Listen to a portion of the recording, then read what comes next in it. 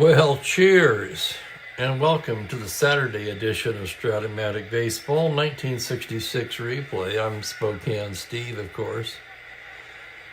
This is the first game of June the 24th. A lot to unpack today. First of all, I wasn't sure this morning if I was even going to be able to do a game. I woke up at some god-awful hour. Body aches from head to toe, felt kind of feverish. So I popped 4 of the Source Naturals Wellness Formula tablets and went back to bed. Apparently that worked.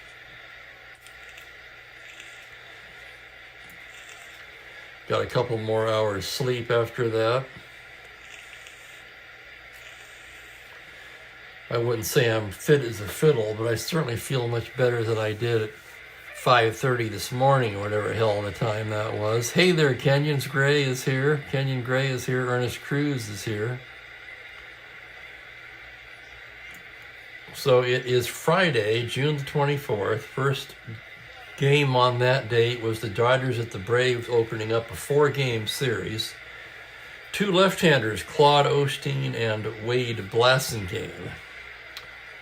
Dodgers in first place, 42-24. They're 4.5 games ahead of the second place Pirates. The Braves are in 5th place. They are 8 games back. It's a bunch pretty tight after the Pirates, actually. You've got the Pirates 4.5 back, the Phillies 6 back, the Astros 7 back, the Braves 8 back, the Cardinals 10 back, the Reds 11 back, the Giants 11.5 back. The Mets and the Cubs, well, you can pretty much forget about that. And hello there, Ben. Hello, Franklin. Yeah, you beat me to it, Franklin. R.I.P. Bill Mazeroski. There was a little thing here. I actually got the baseball buffet today. Mazeroski died at the age of 89, a 17-year career, 8-time Gold Glove winner. And that brings me to today's trivia question. Usually I'm not the one asking the trivia questions, but this is from the buffet, so I'll pass it along. His 8 Gold Gloves ties him for 3rd among all second basemen. Can you name the 2 second basemen with more Gold Glove awards, 10 and 9 respectively, and the player who is tied with Maz with 8? Bonus points if you could name either of the second basemen who are next in line with 5 apiece. There's 2 of them. Then we're going to look at the starting pitchers. Osteen on the year, 4-6, 3.40, 16 starts, 3 complete games, including a shutout. He's pitched 106 innings. But what's really interesting is Blasingame. Blasingame is 9-1, 2.83. He'll be making his 12th start today. As you can see on his card, he only made 12 starts, so that got me to wondering, did he get injured? He had a terrible year that year, 3-7, 5.32. But yet he's 9-1 in our replay, 2.83. He's been the ace of this Brave staff, and this will be his final start of 1966. Let me go to, I've got so many things going on here now. I want to go down to the answer. Ernest, you got it. Sandberg had 9. That's still not the all-time leader. I didn't get this either, by the way. I had Sandberg. I also guessed Joe Morgan, Franklin. He had 5. So he was one of the two next in line. So you have 10-9, Maz 8, another guy with 8, and then two guys with 5. You're right, Kenyon. Osteen was 0-6, so he's turned his season around. Here's what I looked up about Blasingame. At the ripe age of 17, Blasingame signed for a breathtaking bonus of $125,000. That was big in that time, believe me.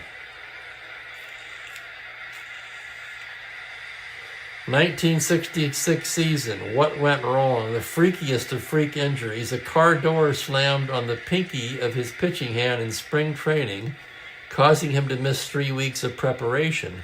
His subsequent slow start was magnified by other problems within the club, and soon he complained of shoulder pain. It was called tendonitis, but he was only able to make 3 appearances after June 24th and never got over the pain. His season was a disastrous 3-7, 5.32, as witnessed on the card here. What came next? They moved him to the bullpen.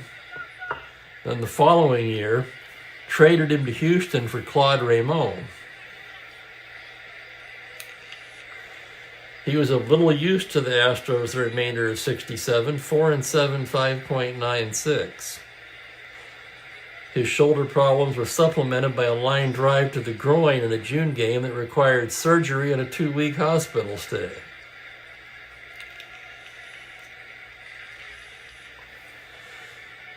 He didn't return to the rotation until he climbed out of the minors midway through 1970 and kept his job in the rotation through the 71 season. But early in 72, he was dealt to the Yankees, for whom he would fail to win a game and it would be his final season. So the sad story of Wade Blasingame. And you know, of course, I'm going to use the actual lineups as we're doing here, but if ever I was tempted to say, let's just keep him in the rotation and see if he can win 20, this would be a case of that. I'm not going to do that, of course, but I'll tell you what, it's tempting.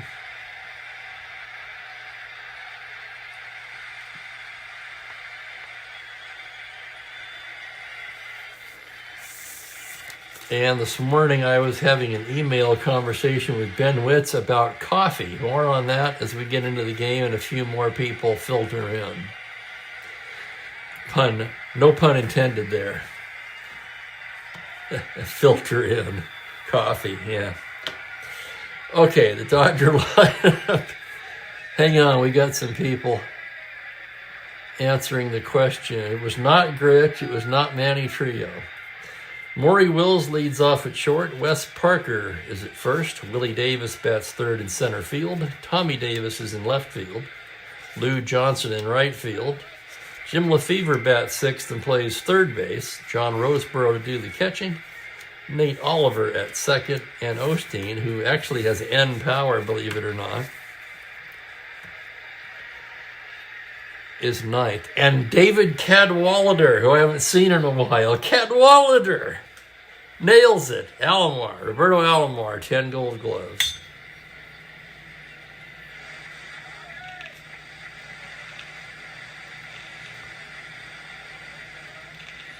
How are you, David? Good to see you. And of course, for the handful that may not know, which is probably nobody in this group, Cadwallader from the Twilight Zone.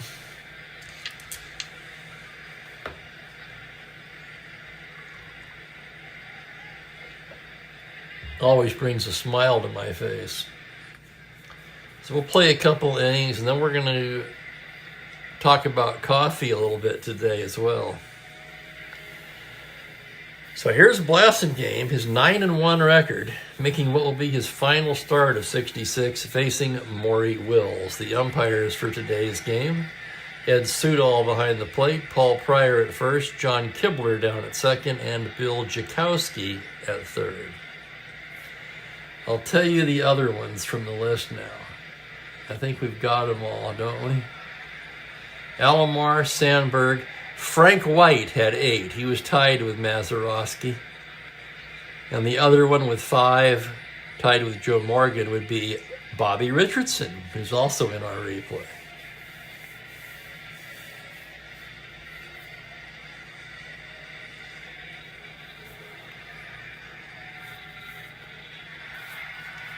Do you remember the episode, Ernest?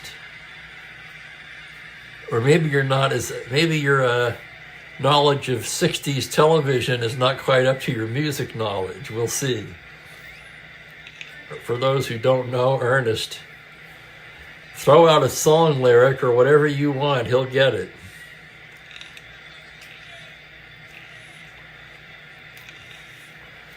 So Maury Wills steps to the plate, the switch hitter hitting right-handed against Blasingame. Wills comes in with a .268 average, no home runs, 17 RBIs.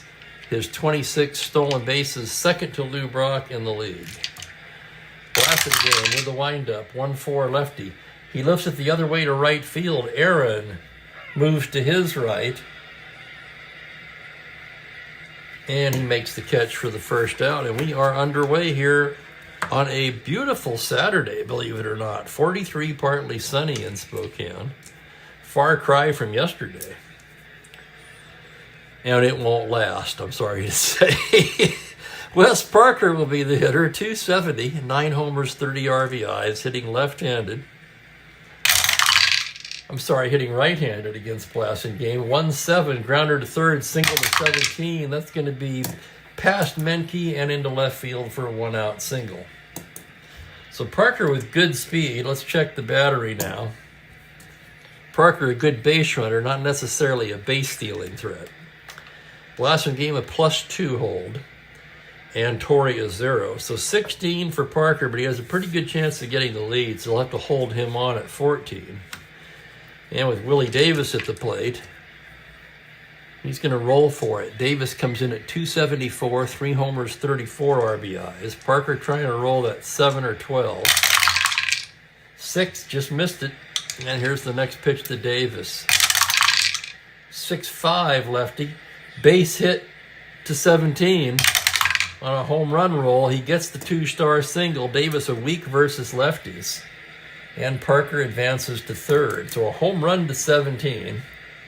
Parker with end power against right-handed pitching is a weak against lefties, but still the Dodgers have runners at the corners with 1 out. And now Davis, 19, held on at 17. He's going to roll for the lead. Tommy Davis at the plate. Tommy Davis, the leading hitter on the team, albeit not enough at-bats to qualify. He's hitting .300 with 2 home runs, 22 RBIs. Davis, 2 through 5, 11 or 12. 7, he does not get it. What would he be on the back number? He'd be in 11. 13, 15, -4, 11. Pitch to Tommy Davis.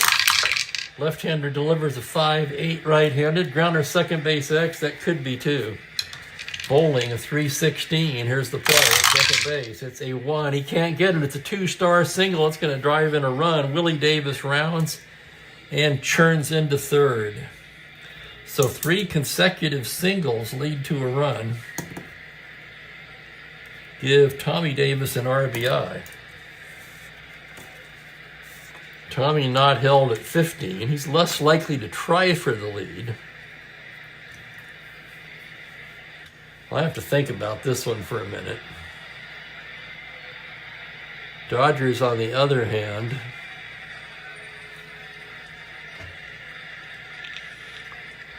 them and the Cardinals both have 46 stolen bases, by far the best 2 running teams in the National League, basically the National League version of the Athletics and the White Sox over in the American League. It would appear to the Braves the Dodgers run every chance they get. So they're going to hold Tommy at 13. The hitter, Lou Johnson. Tommy 2 through 5 for the lead. He's automatically out on a 10, which may discourage him trying for it. They're going to let Lou Johnson swing away. Infield at double play depth. Lou Johnson at .286, 7 home runs, and a team-leading 39 RBIs. Blasingame from the stretch. It's a 1-4 lefty. He pops him up left side. Woody Woodward there to make the play. And that's the second out.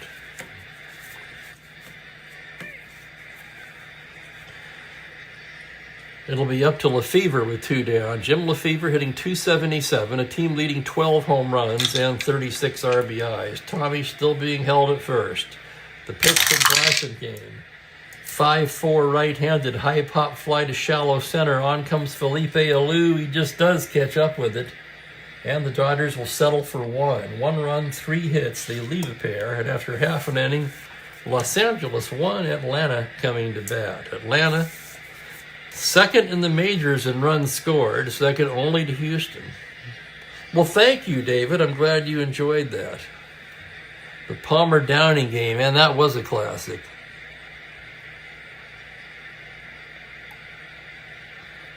I agree, Ernest. Frank White should have been an obvious one. I didn't get that one either.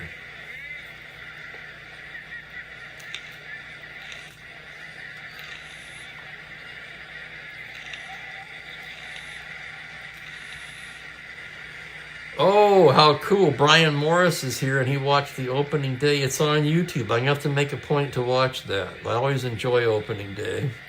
Pouring down rain in Glen Head, New York. Johnny Smoke is here.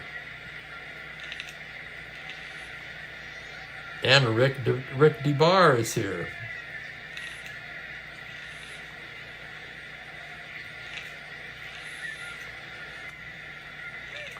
It's funny, I was talking to my longtime best friend Eric this morning.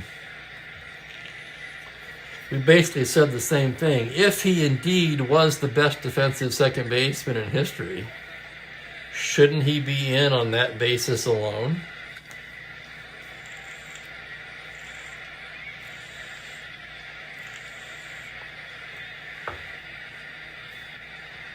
And middle infielders, for many years, not really expected to hit much. But as we know from Strat-O-Matic, the most valuable fielders on the diamond. I would say catcher defense is underrated in Strat-O-Matic. And for proof of that, just look at how many major leaguers have had careers. At what positions have major league players had long careers that were not good hitters? It's all catchers and middle infielders. Everywhere else you were expected to hit, at least somewhat.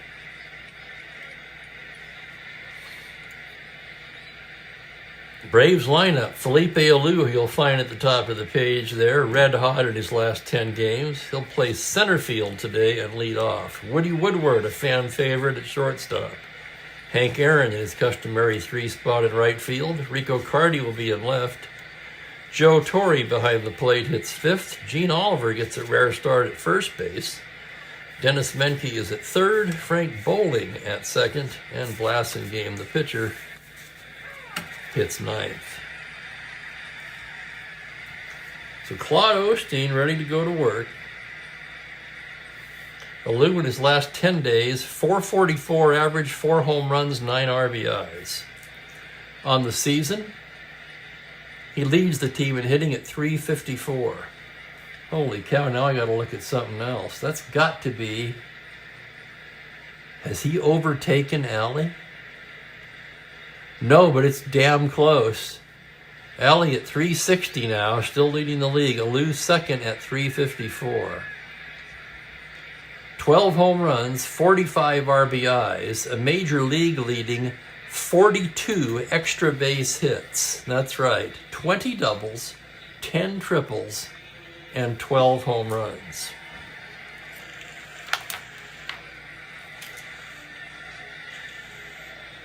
Osteen gets the sign. Here's the windup on the pitch to Alou on a 6-8 righty.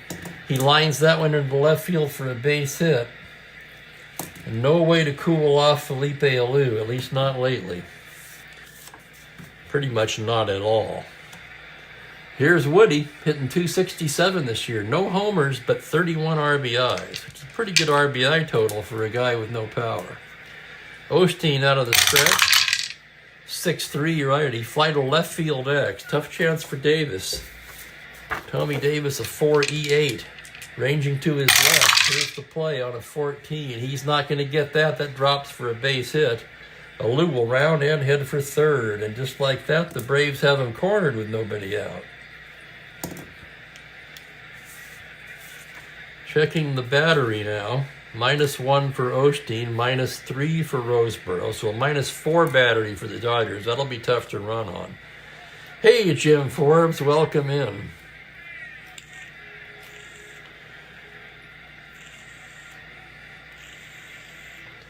And stepping to the plate, Mr. Henry Aaron. Aaron, who leads the major leagues in home runs with 24. Average still a bit low at 220. And he has 58 RBIs. Infield at double play depth early in the game. Osteen out of the stretch. Comes into Aaron on a 2-7. Grounds it to short. Wills to Oliver for 1. To Parker, 6-4-3 double play. And the run will score to tie the ball game, but the Dodgers will take it.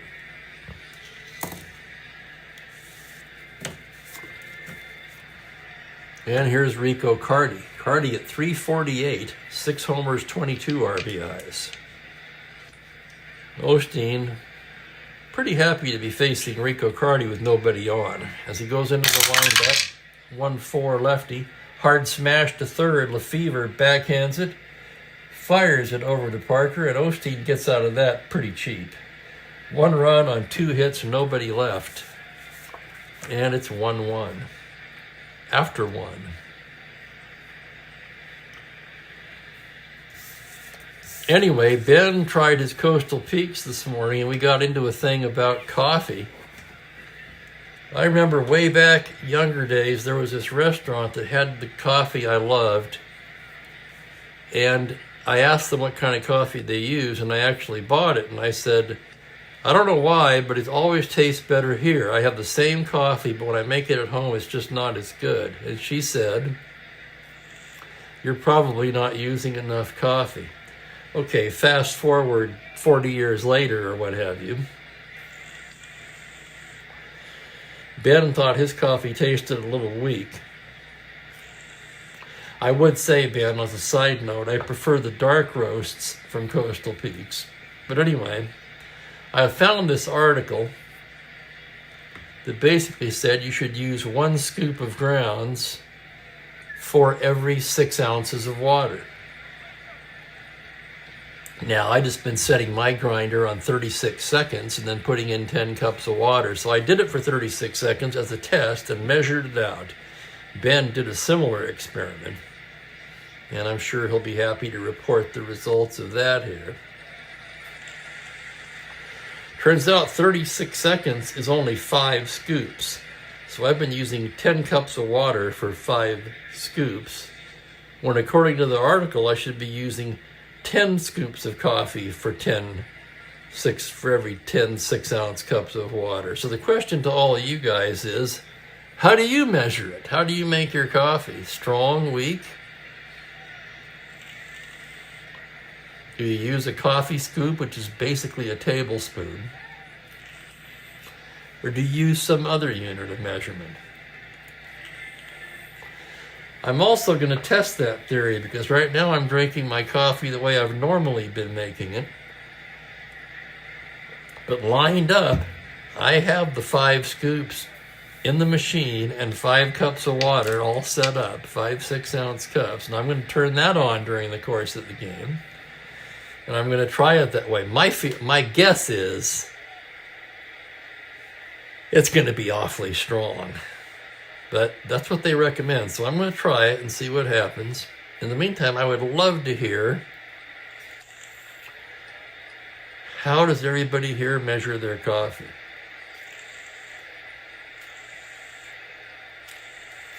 And I realize this is way off topic.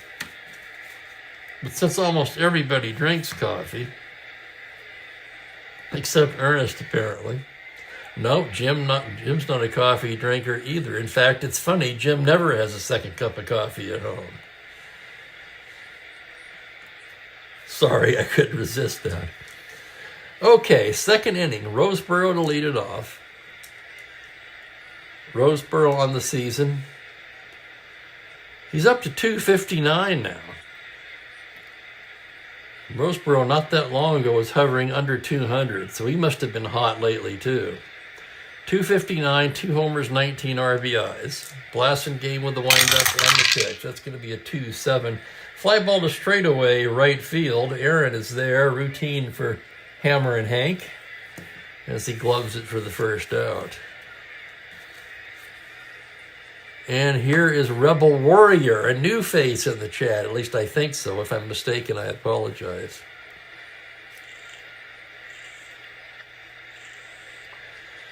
So that's how you do it. You use basically a scoop per cup. Are these 6-ounce cups, Rebel?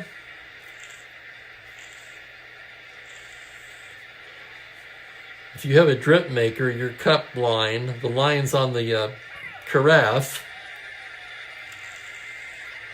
those are 6-ounce cups. One down for Nate Oliver hitting 216. Oliver, of course, in there for his glove, not his bat. Blasting game, fastball, 6'9" righty, grounder to short X. Into the hole goes Woody Woodward, 3E34. On a 3, he's not going to get to that one. That's into left field for a base hit. And Oliver with a 1-out single. Oliver with pretty good speed. Star 17, he'll have to be held at 15. Of course, he has a 9, 10, and 12 automatic caught. Osteen, a C bunter, also a 3 with N power, a left-handed hitter.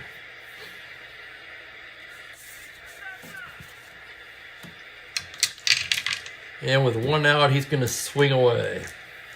Left on left for blasting game. That's a 2-5 righty. He struck him out. Not surprisingly, down goes Osteen. 2 down, and here's Maury Wills. Wills flew to right his first time up. Taking his lead is Oliver, still being held. LeMaster a throw over. Oliver back to the bag. A little more cautious league now. As blasting game comes set. From the stretch, 6-7 right-handed. That's ripped into right center, double to 8, and that's going to be a 2-star single for Wills. Nate Oliver wastes no time going all the way to third base. Now it's Wills who will have to be held. 17 held at 15. Wills taking his lead, rolling for it. 2 through 10, 12, out on 11. He's got the lead, 1 to 15. There goes Maury Wills. Torrey's throw down. He's stolen it. Just in under the tag, 1 to 15. He rolled the 14. And for Maury, that is his 27th steal of the year. So Wills clearly padding his stats here. Stealing with 2 out and Parker at the plate. And here's the next pitch to Wes Parker. 4-2 right-handed. Grounder to first X. Tough chance for Oliver. Oliver out of position, a 425. Normally a catcher. Here's the play on a 2. He cannot get it. It's a 2-star single. Both runs will score. And the stolen base pays off in the form of a 3-1 Dodger lead.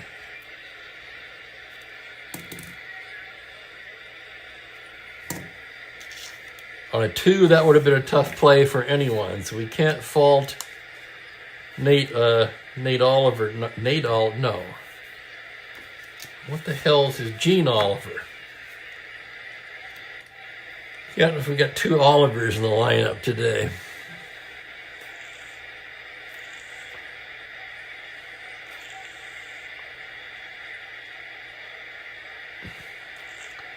Johnny Smoke uses the big end of a 2-end scoop. 3 big scoops. So that's probably like 7 scoops, I'm going to say.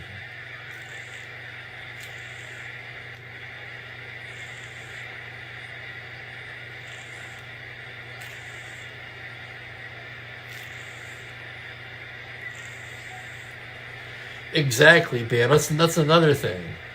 There's so many different viewpoints on this. And the first thing that throws you is the cup. I guarantee you none of us drink from a 6-ounce cup, do we? That's probably, well, I know that holds at least 10 because that's what my pod does.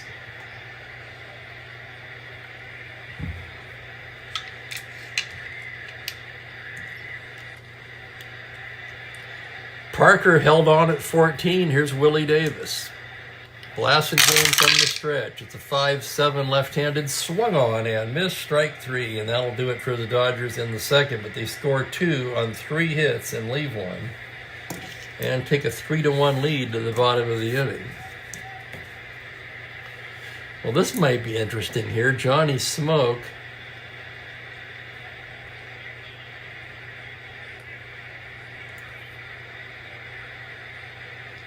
Rebel Warrior says 4 Mr. Coffee cups is 16 ounces. So they're only 4-ounce cups?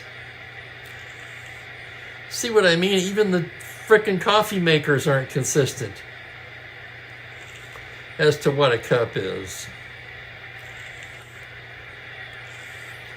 Johnny Smoke's ex actually worked at Maxwell House. And it was good to the last drop.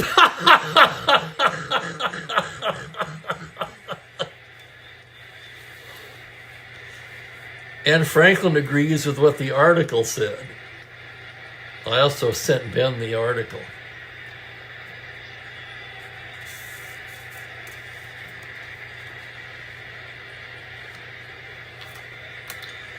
Anyway, according to all the pros, it sounds like I've been making my coffee way too weak, so no wonder it's not jacking me up as much as it should. See, we'll test that in a minute, because I'm going to fire up 5 cups of water with 5 scoops.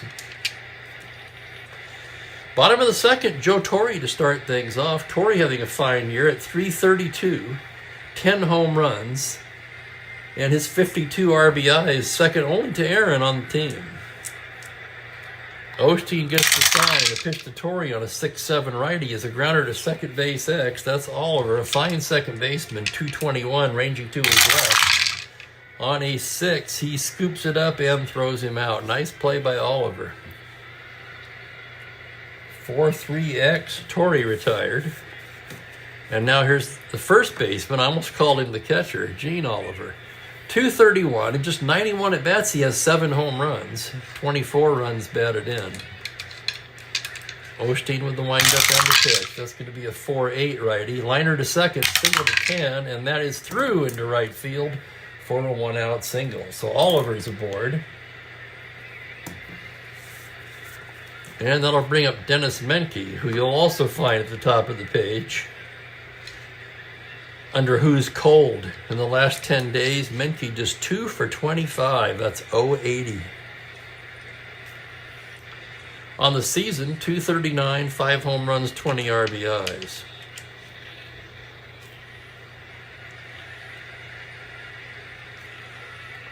I just saw Ben's comment. I'll tell you one thing, if I go to the correct measurement instead of what I've been doing, that means I'm going to go through twice as much coffee. That's definitely going to help the coffee makers, isn't it? My guess going in is I'll find a happy medium between the 2 measurements. Maybe not. Maybe I'll like the 5 and 5, or 1 scoop per 6 ounces. Menke swinging away here. Osteen out of the stretch. Breaking ball, 210. He flies it to straightaway left. Tommy Davis drifts over to his right a bit and makes the catch. That'll bring up the second baseman, Frank Bowling. Bowling on the season, .241, just 83 at-bats. No home runs, 9 RBIs. Here's Osteen's pitch now on a 2-8 lefty. Fly ball left field. Davis a few steps back, and that'll do it. No runs, a hit, 1 left. So we played 2 innings. And I'm going to go ahead and click the on button on that maker. Everything's set up. All I got to do is flip the switch.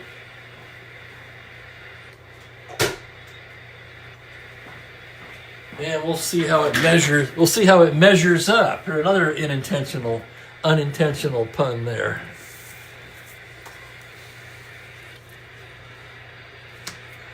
So once we filter through all the bullshit, we'll see how it measures up.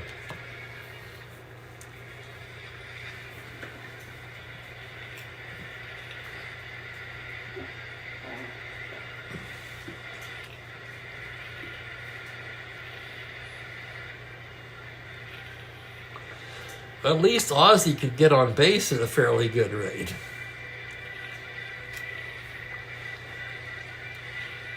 But yeah, there's another case when you have widely considered the best defensive shortstop of all time. Shouldn't he be in the Hall on that basis alone?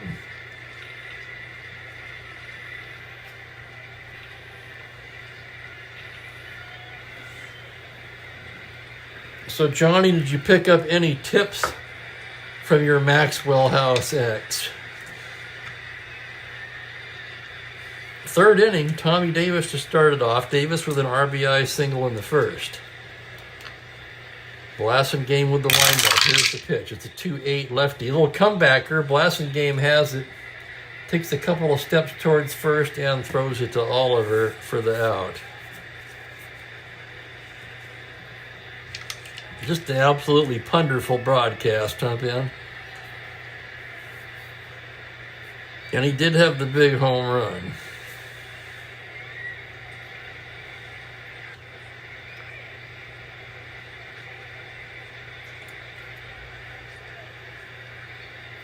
Well, on the other hand, there are a lot of hitters who are in just for their ability to hit a lot of home runs, guys that were certainly not known for their defense.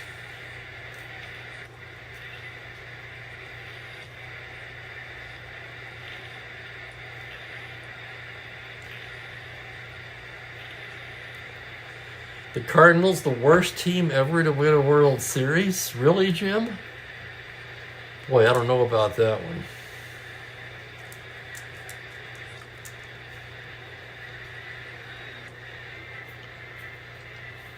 Here's Lou Johnson 0 for 1 now, 1 down. Blasingame with the windup. It's a 3-11 lefty. He lifts it to straightaway left field. Cardi to his left and pulls it in. So 2 quick outs for Blasingame. And here's Jim Lefevre. Lefevre 0 for 1. Switch hitter hitting right-handed. The windup and the pitch on a 1-7. Rolls it to short. Woodward scoops it up. Throws him out, and Blasingame settles down with a nice 1-2-3 third.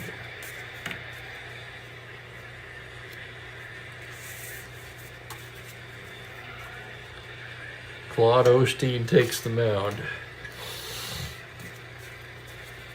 Blasingame, a 3-hitting pitcher, left-handed batter. Osteen's pitch on a 5-3. Grounder first base X. Tough chance for Parker, but he's a good one. 1E13 to his right on a 7. Error range. A 9 on a 13, and that's off his glove. That's going to be an error on Wes Parker, and Blasingame will reach.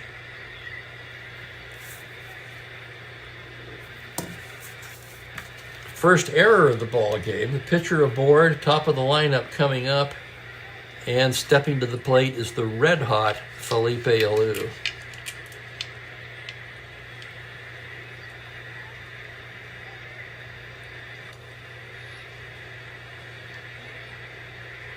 I'd forgotten that, Jim. On the other hand, the 73 Mets came damn close, and they were only 3 games over 500.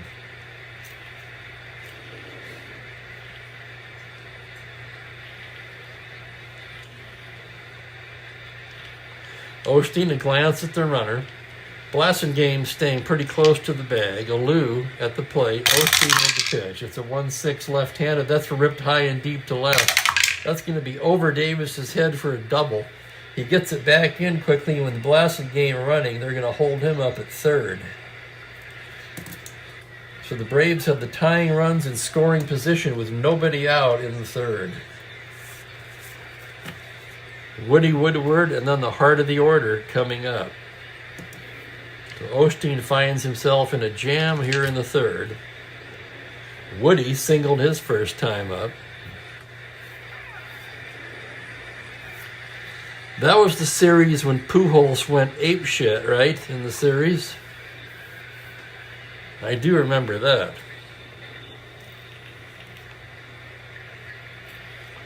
And, of course, David Freese. Can't forget him either.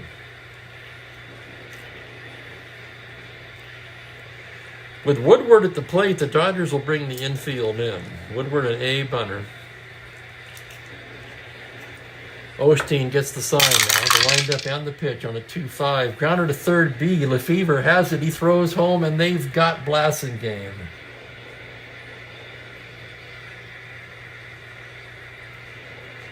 So the infield end saves a run. They get the lead man at the plate. Alou goes to third. Woodward at first now. One down, and here's Hank Aaron. No, that was 11. Okay. God, I don't remember 06 that well. Isn't that something?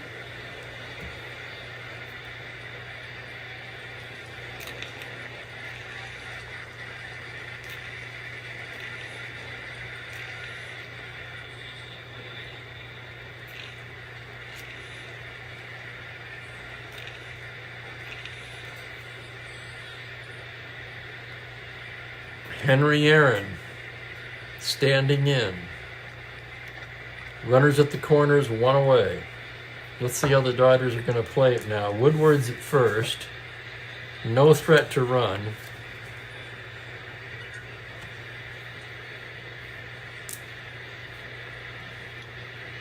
Aaron doesn't ground into many double. Oh, wait, there's one I missed. Hang on. 6, 7, 10, 14. They'll play back. Osteen trying to coax a ground ball out of Aaron. He got him to do so in the first inning. Here's the pitch. That's a 111 left-handed. High fly ball to deep left. Tommy Davis back on the track makes the catch. Alou can tag up and practically walk home on a sac fly by Aaron, and it's 3-2.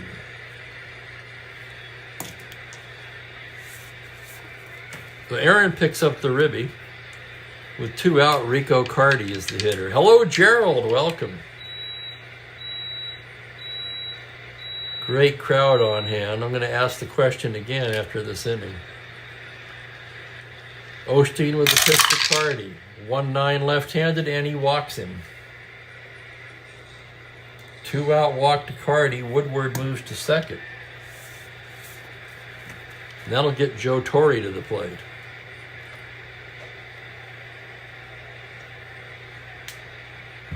Torre grounded to second his first time up. Osteen checks the runners. The full windup now. The pitch to Torre on a 5-7. Rolls it to short. Wills charges it. Throws on the run in time. Wills a little extra time there with Torre running. And the side is retired. So the Braves settle for 1 run on 1 hit, and they leave 2 men on. After 3 complete, it's Dodgers 3, Braves 2. So we were talking coffee, everybody, and the question is, how do you measure coffee? According to the online How to Brew a Good Cup of Coffee article I found, you should use 1 scoop for every 6 ounces of water. Now I'm going to try that.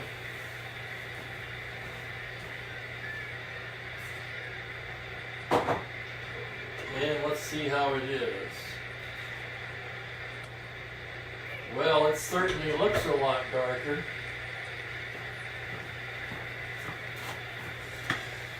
Definitely a lot darker. The aroma is fine.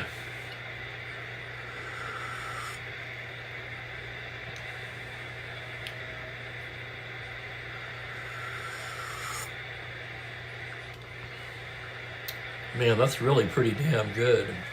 Certainly better than my 5 scoops per 10 cups pot.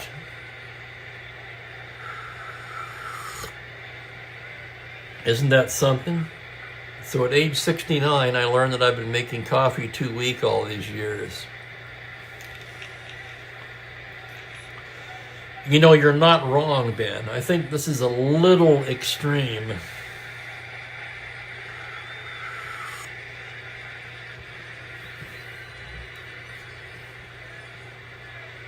But maybe not. I mean, that's closer to what you get like when you go to a Starbucks or something. Maybe a little bit, but it's not that far off, honestly.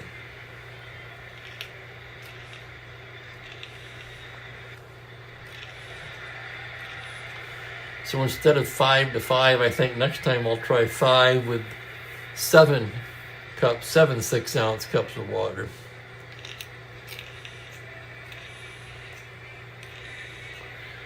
Or I'll crank my grinder up to 42, call that 6 scoops, and make 8 cups. Yeah, that's what I'm gonna do. That'll be the next test. One thing is for sure, I'm convinced I've been making it too weak. This is actually really good. Might be a tiny bit too strong, but not terribly. Okay, now we're going to get all wired. So the second half of this game should really be interesting. Here's where did Lefevre go? Oh, he was left behind. He goes at the bottom of the stack there. Fourth inning, 3-2 Dodgers. Blasingame making what will be his final start of 66 for Atlanta. And Richards here.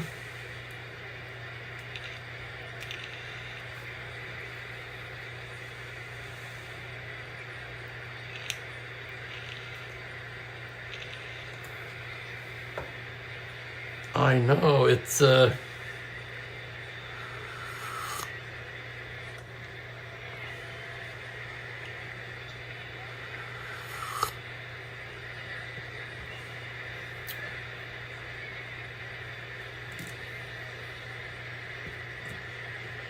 this, by the way, is the San Francisco Bay Organic Rainforest blend from Costco.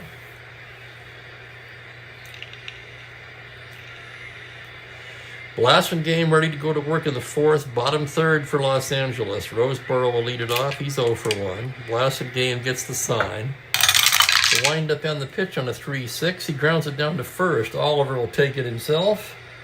And there's one away.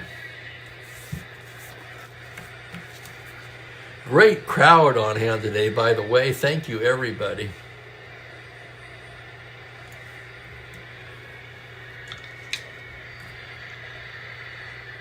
Here's Oliver. He singled and scored his first time up. The pitch from Wade Blasingame on a 3-8 lefty. Ball 4, he walks him.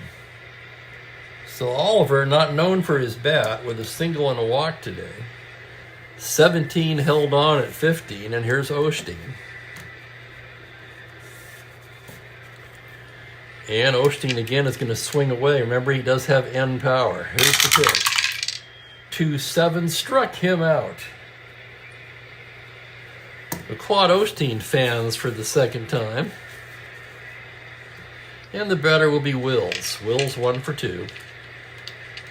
Blasingame out of the stretch. That's a 4-7 right-handed. And ball 4, he walks him.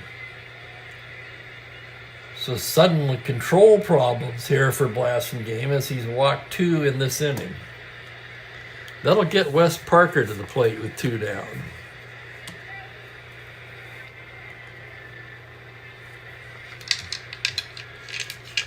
Parker 2 for 2, batting right-handed. Blasingame checks the runners. Full windup, 3-2, high fly ball deep left field. Carty back at the track, at the wall, leaps up and makes the catch at the wall. Oh my, how's that for drama?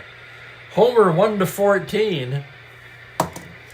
Parker rolled the 18, and that ends the inning. The Dodgers strand a pair, and the score remains the same as we go to the bottom of the fourth. Bob Cole has joined us as well. How you doing, Bob?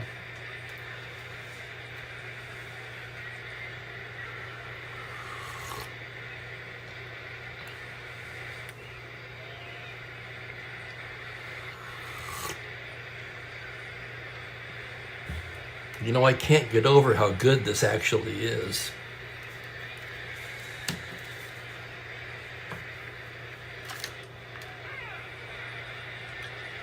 You know, another thing, maybe if I made it this strong, I wouldn't drink as many cups.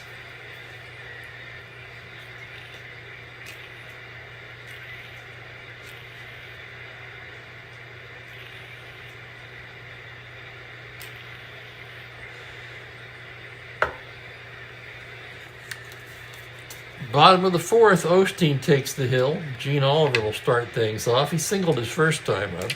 Osteen goes into his windup. On a 4-7 righty, swung on and missed. Strike three. That's the first strikeout for Osteen.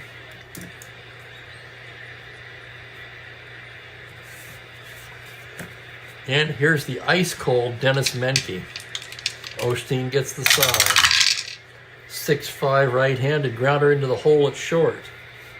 X chance for Wills, 327. Here's the play on a 7. He's there, plants and throws in time. Nice play, Maury Wills at shortstop. The Menke struggles continue. With 2 down, the batter is Frank Bowling. It's nice to be able to do that at work, Bob. I guess that probably makes the time go by, or at least helps. Osteen into the windup now. The pitch to Bowling on a 2-9 left-handed little comebacker. Osteen gloves it, tosses it to Parker, and 1-2-3 go the Braves in the fourth.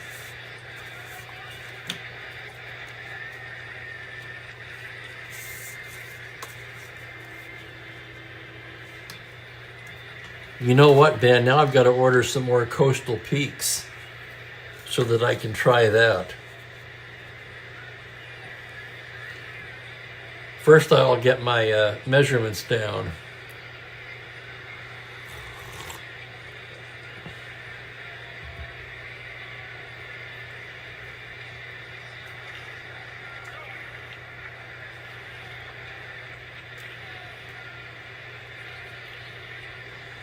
But this cup of coffee actually reminds me more of a pour-over, and you always pay extra for that.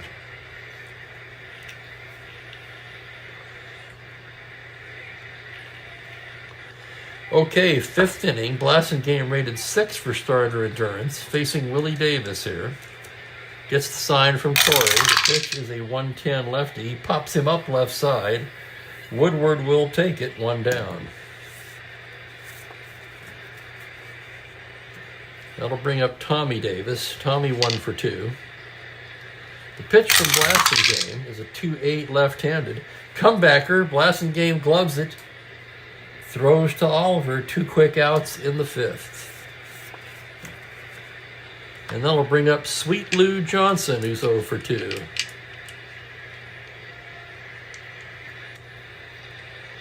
Yeah, your grinder unit is odd. That's confusing as hell, I would think, isn't it? Larry, Coastal Peaks usually about $22 a pound.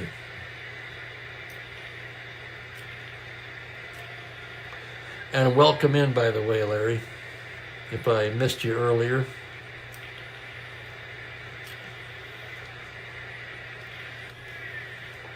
It was 20. They just raised their prices recently. Of course, who hasn't? The pitch to Johnson. 4-3 righty. Fly ball right field X. That's the Gold Glover Aaron. Aaron on his horse now. A 1-E4 on a 7. Fine running catch by Aaron to retire the side. 1-2-3 go the Dodgers in the 5th. So it's a good game today. Dodgers up 3-2.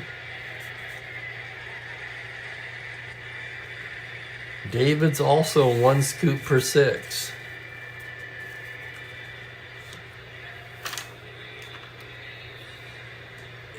Yeah, I'll tell you what, I'm already feeling it.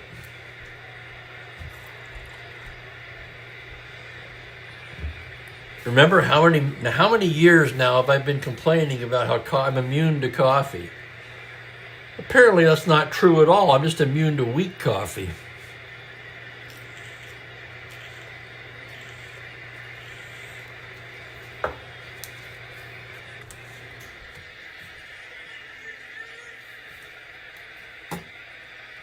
Of course, as much as I like to drink it, there has to be a middle ground where the flavor is still acceptable without having to use that much grounds. Maybe not. This might be This feels right, actually. It's a hell of a lot better than the first pod. Blasingame will lead off the bottom of the fifth. The left-hander will bat. Lefty-lefty matchup for Osteen. The pitch is a 5-6 left-handed. He lifts it to right field. Can of corn for Lou Johnson. And there's one away. Here's the leadoff man, Lou now. Lou came in red hot and he's 2 for 2. Hey, Bill, how you doing? It's the coffee show today.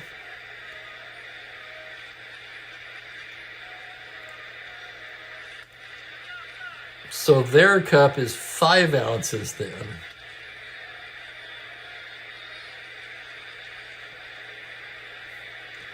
So you're using 6 scoops for 55 ounces.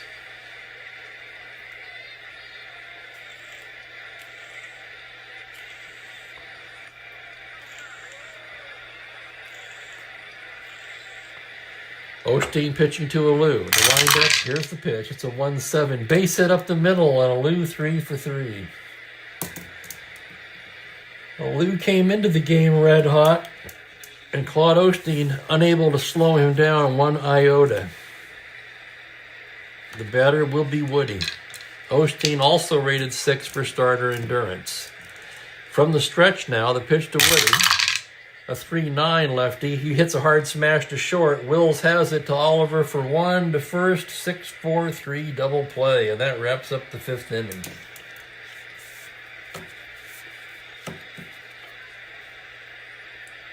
So twice now, Osteen has been able to get the ground ball double play to get him out of the inning. After 5 complete, his team leads it by 1. 3-2 Dodgers. First endurance inning for both starting pitchers as we move along to the 6th.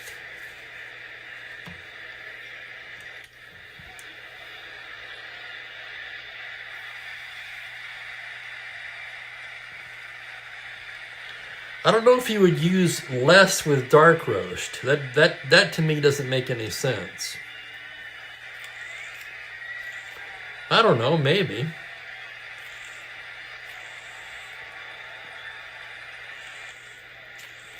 I know Ben mentioned that he thought the Coastal Peaks was a little weaker, but he got... Which roast did you buy again, Ben? I know you got the Buzz, but the one you were drinking was not the Buzz.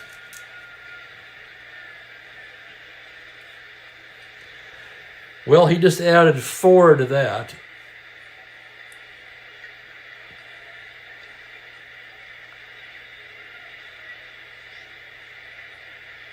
Is that listed among the leaders? Let's take a look. I think it is.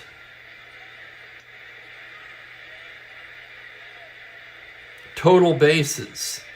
By far led the majors coming into this game with 184. He's added 4 onto that. 188 total bases now for a Lou. Second in the National League is Jimmy Wynn with 156. It's not even close.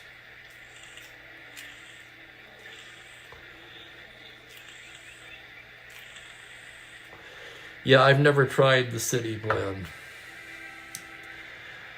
The 3 dark ones I like are the Black Rabbit, the Cosmo, and the Bishop's Peak.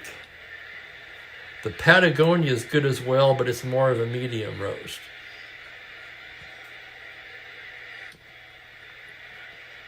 Lefevre 0 for 2 will start off the 6th, batting right-handed. Blasingame in his first endurance inning comes in with a fastball, 4-8 righty. That's drilled into left center.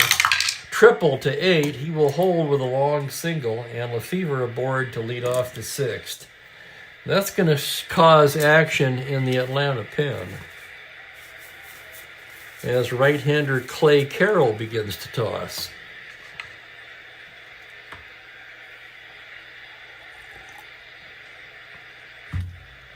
Leadoff single for Lefevre, 15, not held. Lefevre not a threat to steal.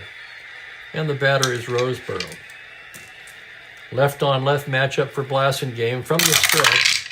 on a 110 lefty. He goes the other way with it and drops that into left field in front of Carty. Lefevre could go to third. 12 minus 2, 10. He will hold at second. And the ball right in front of him, he's able to see that Carty in good position to make the throw to third.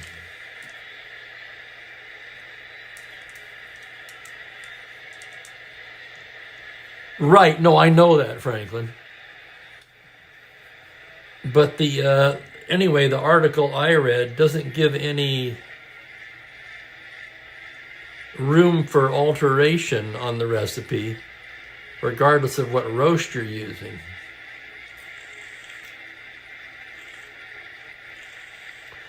Nate Oliver, a surprising 1-for-1 with a walk. He's a B bunter. And Atlanta's going to bring the infield in. That'll make him a C, and he'll swing away. Here's the pitch now. 4-5 right-handed. Fly ball to center. Backing up is Alou. He makes the catch. That's the first out of the inning. One more hitter walk will fatigue Blasingame. Carroll about ready. Osteen is the hitter. He struck out twice. The pitch from Blasingame. 2-8 struck him out, and it's the hat trick for Claude Osteen. Of course, they don't pay him to hit. 2 down, it's up to Wills. Blasingame trying to get out of the jam unscathed. There's the pitch to Morey on a 6-5 right-handed. Rolls it to short. Woodward charges it, throws on the run just in time to nip the speedy Wills at first, and the Dodgers strand a pair.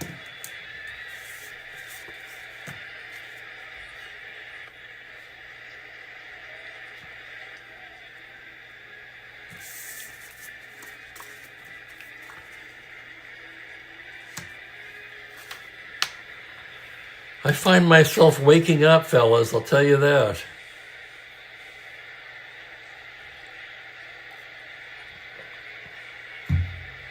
I think if I didn't make it this way, I probably wouldn't be drinking a pot every day.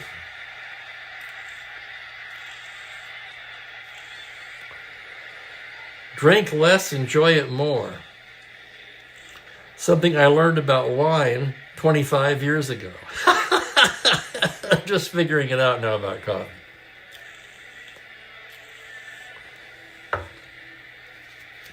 Bottom of the 6th, heart of the order for the Braves. First endurance inning for Osteen, facing Aaron, Carty, and Torrey. Osteen into the windup. Pitch to Hank Aaron. 4-9 righty. Hard smash up the middle and through into center field for a leadoff single. So Aaron aboard. He'll have to be held on. 15 held on at 13. And Carty at the plate. -4 battery, 15. -2 for the hold, 13. Here's Carty. 0 for 1 with a walk. Osteen from the stretch. 1-4. Hard smash to third. Lefevre gloves it. Fires to Oliver for 1. Nice turn to first. 5-4-3 double play. And again, Osteen, when in a jam, is able to get the ground ball double play. It's the 3rd time today in 6 innings. Nobody on. 2 down for Torrey. Osteen getting the sign. The pitch to Torrey. 5-4 righty. That's catcher's card. That's going to be the Gold Glove Roseboro, a 1E4. Here's the roll on a 1. It's a foul out to the catcher, and that'll do it. Nice play by Roseboro to end the inning, and after 6 complete, Dodgers 3, Braves 2. So amidst all the coffee group here, the coffee club, we got a hell of a game going on. As we go to the 7th inning, Mookie not in the tower. Oh, there he is. Wow, he hasn't slept on that thing for a while.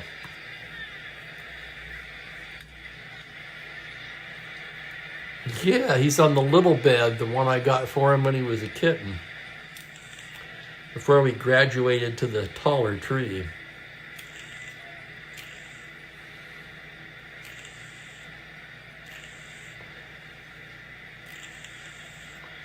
Well, yes, Franklin, Italy for one.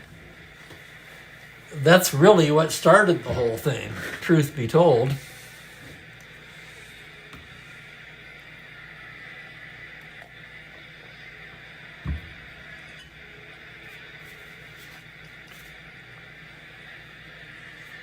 Yeah, the Seattle coffee boom was basically fueled by a guy who went on Italian vacation and loved the coffee so much he thought, why can't we do this in the States?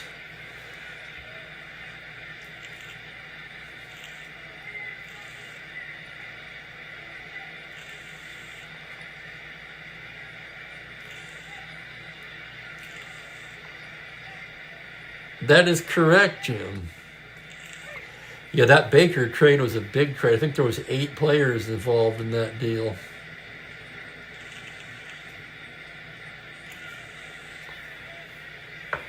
Well, hell, Wynn could hit in the Astrodome. That speaks for itself. And he wasn't a big guy. Really an amazing hitter. Very underrated, I think, because of playing all of his prime years in the Astrodome primarily. So Blasingame takes the mound for the 7th, his second endurance inning. Wes Parker will lead it off for the Dodgers. He's 2 for 3 today. Blasingame into the windup. That's going to be a 112 liner right at Menke. Almost took his head off. Menke, almost in self-defense, makes the catch. 1 down for Willie Davis. And here comes the pitch from Ray Blasingame on a 3-2. Foul ball back to the plate. Torrey back. Tosses the mask aside and puts it away. 2 away for Tommy Davis, who's 1 for 3. The pitch from Blasingame. 2-6. Rolls it to short. Woody Woodward scoops it up, throws him out, and a 1-2-3 inning for Blasingame. Speaking for myself, I'm going to miss Blasingame. For those of you who came in late, this is his last start of the 66 season as he succumbed to injuries. But he actually got injured in spring training and pitched with the injury all season until he couldn't.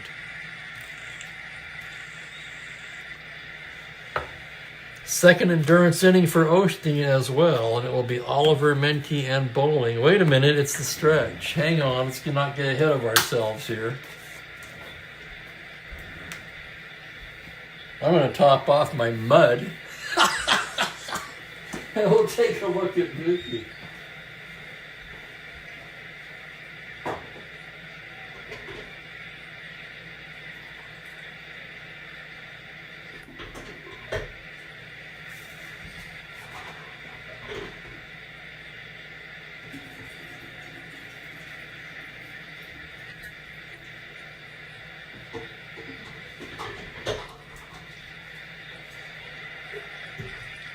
And the rest of it I'm just going to pour into the carafe to fortify the morning blend. And now, the moment you've all been waiting for, the star of our show, Mookie the cat. Yeah, he hasn't used that in a while. In fact, I was thinking of throwing that away. There's too much clutter there by the sliding glass door. But you know, if he likes it, I'm not going to throw it away. He seems to be enjoying it. Why are we down low today, buddy? You like that? Yeah?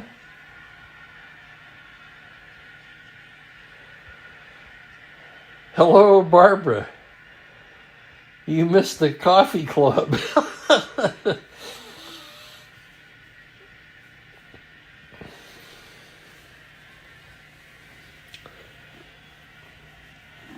Hi, Mook. Oh, you're warm.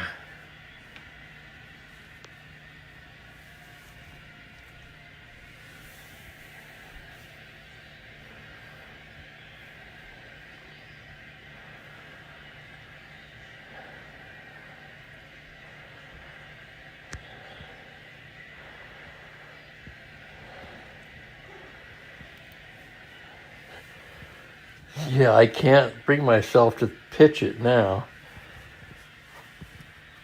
because he likes it. You can see it had 2 scratching posts on the side. He's trashed those a long time ago. When he was a kitten, he got in the little cubby hole there, but he's too big for that now. But if he likes to lay on that, who am I to take it away from him? It's not really that important. I can move shit around if it's that hard getting out the sliding glass door. I could move the scratching post over to the other side of the room, for example, where there's plenty of room.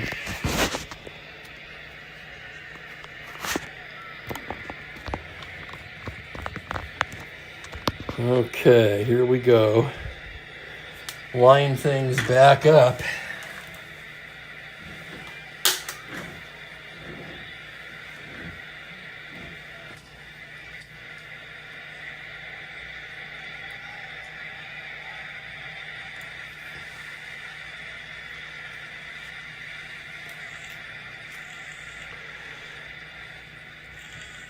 You know, another thing that's funny, Ben, is when I go on the road, I have a 5-cut Mr. Coffee in the trunk of my car. I actually do put 5 scoops for 5 when I'm in a motel.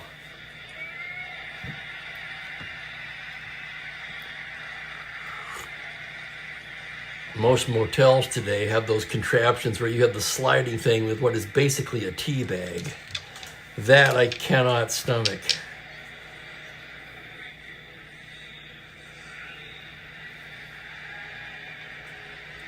But I mean, that was a deliberate effort on my part to strengthen it up because I'm going to be on the road again that day. So naturally, I want to be all jacked up as possible. So how do you do it, Barbara? Do you use the standard 1 scoop per 6 ounces of water, or do you have a different formula?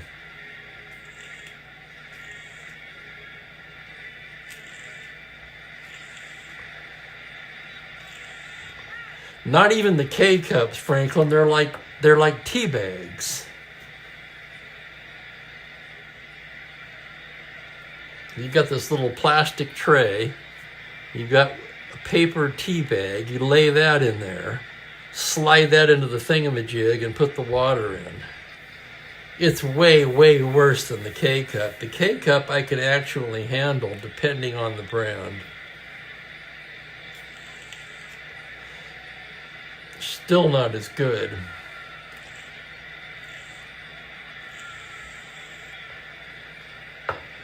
That's basically what it is, I think, Ben, yeah. Bottom of the 7th in a nail biter here, a 1-run game. Gene Oliver will lead it off. Osteen in his 2nd endurance inning gets the sign from Roseboro. Here's the windup and the pitch on a 1-7, just outside ball 4, and he walks in. And that's going to get him stirring in the Dodger bullpen. Phil Reagan, the righty. Ron Peronowski, the left-hander. Phil Regan, actually. I'm sorry, I mispronounced that. Here's Menke now. Menke ice cold at the plate on a B bunter. The Dodgers anticipating the bunt will bring the infield in and make him a C.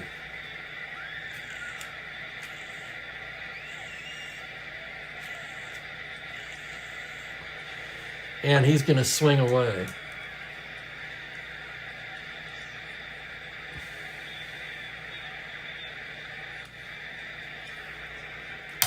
Pitch from the stretch on a 3-3 left-handed. Base hit up the middle for Menke. How about that? Open single. Davis from -1. Oliver 11-10 to third. He will stop at second. And now one more hitter walk will fatigue Osteen. First and second, nobody out. Frank Bowling the batter. This is probably the end of the line for Blasingame.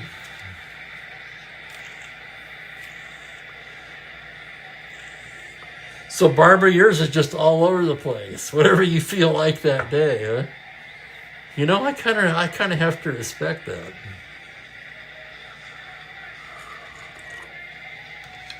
Out to the mound is Roseboro.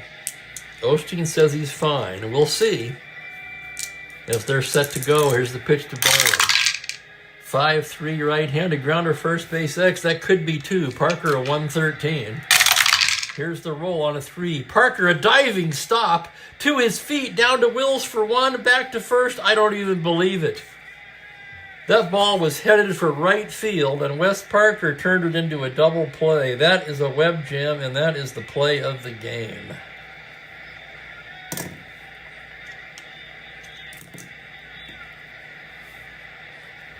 Menke winds up on third base, and now the Braves will send up a pinch hitter for Blasingame. So Blasingame's day is over.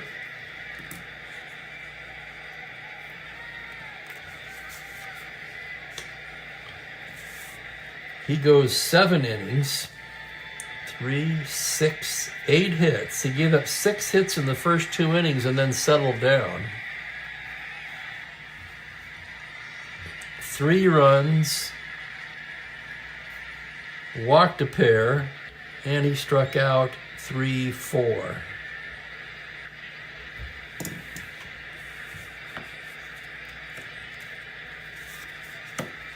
Clay Carroll, who's been ready, will be coming in. And against Osteen, boy, they got an awful lot of left-handed batters on the bench, don't they? It's got to be Felix Millan. Mookie, what in the hell are you doing? You can't eat that.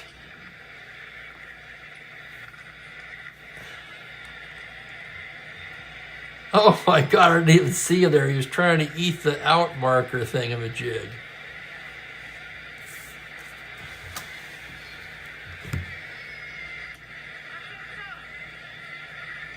Sometimes he likes to eat paper. I know that sometimes can be considered a sign of pica in cats, eating paper, plastic, and so forth, but he doesn't do it all the time. I asked the vet about it, and they said, if he doesn't do it all the time, don't worry about it.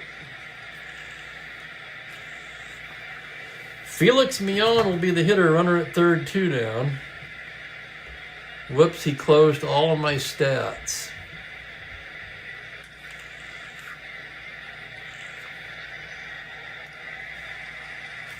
Mookie did, by the way.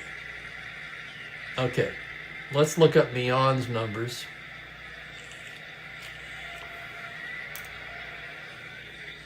Millan has not played much. 244 average and 82 at-bats. No home runs, 9 RBIs. On deck, the red-hot Alou. So one way or another, you got to figure this is Osteen's last batter. The pitch to Millan. 5-8 righty. That's going to tie the game. Double to 12. That is a 2-star single, and the Braves have tied the game on a pinch hit RBI single by Felix Millan. And that tires Osteen. Here comes Alston. He's done.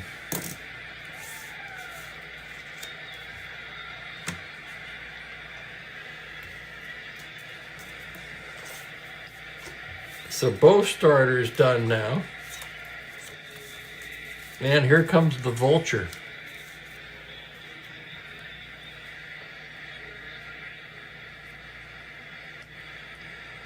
Phil Regan, -1 hold for Regan. Believe me, I was mindful of that as well. You've got the gun of Roseboro back there. You don't want to be giving Millan a free license to steal here.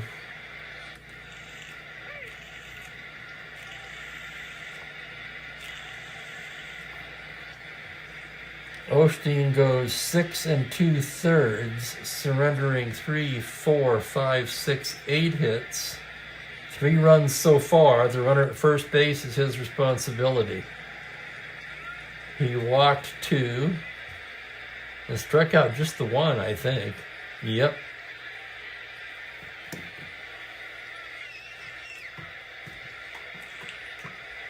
Regan, 4 2, 3.55.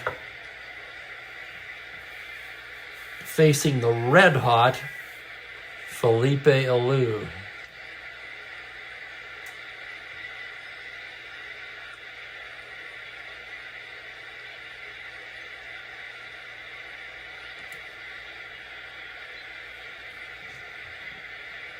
Alou singled in the first, doubled in the third, singled in the fifth.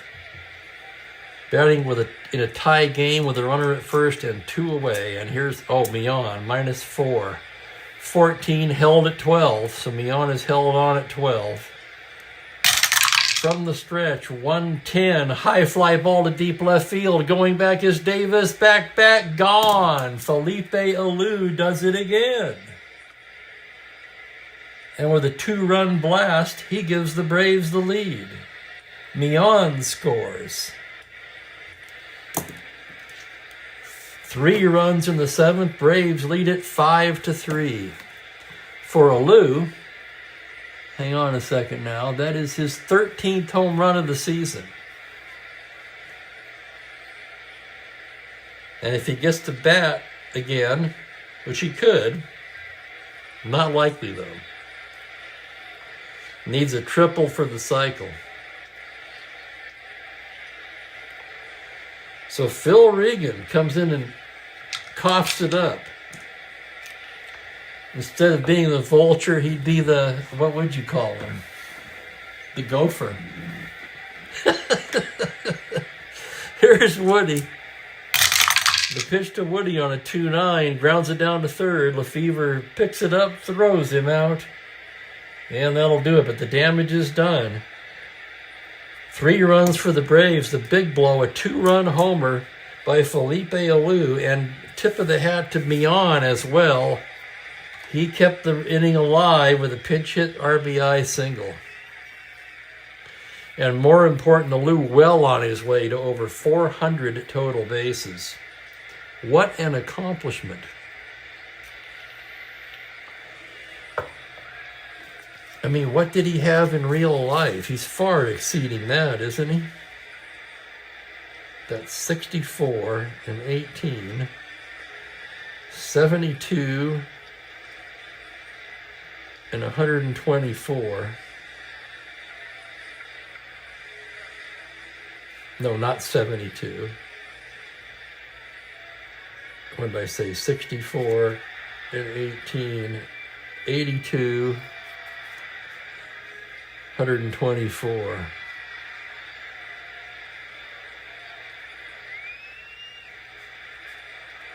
Is that right? Wow. What a year Felipe Alou is having. 7 in the books. Braves lead it 5-3. Coming on is Clay Carroll. And Ted Abernathy also begins to throw in the Atlanta bullpen.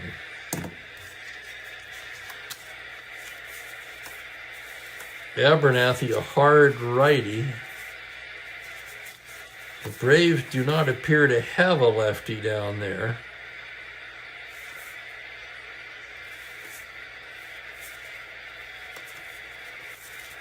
They do have Phil Niekro, however, a knuckleballer. Niekro will join Abernathy in the pen.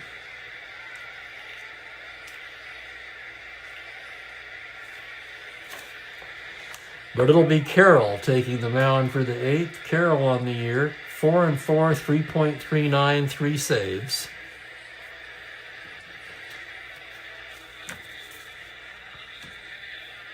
Lou Johnson will lead it off for Los Angeles. Carroll gets his sign. The windup and the pitch to Lou. 1-6 righty. That's drilled high and deep to left. Carty back at the track, at the wall. It's gone. Home run, Lou Johnson. Holy crap. That makes it a 1-run game again. It's 5-4 on Lou Johnson's 8th home run of the season.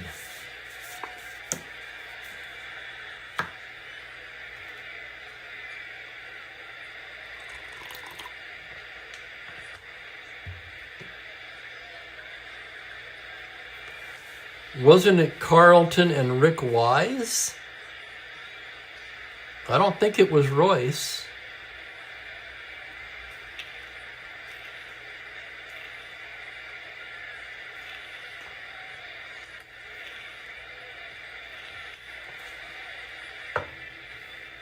Royce went from Houston to Pittsburgh.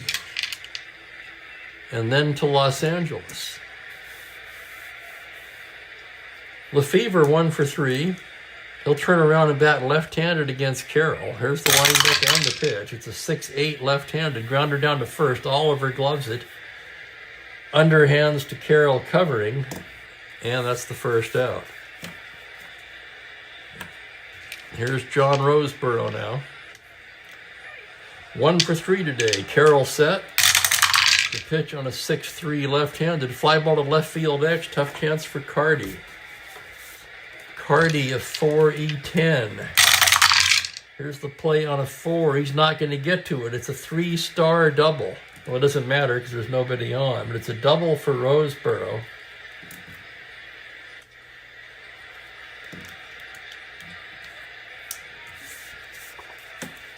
And the batter is Nate Oliver.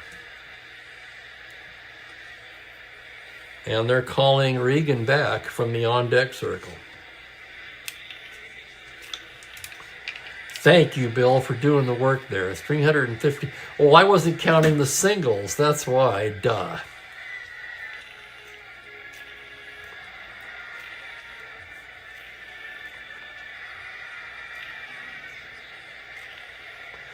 Oliver, 1 for 2 with the walk. Carroll checks the runner at second. Comes to the plate, 2-6 righty. Grounder down to third. Menke has it. Looks the runner back and throws him out, and the Dodgers will go to the bench.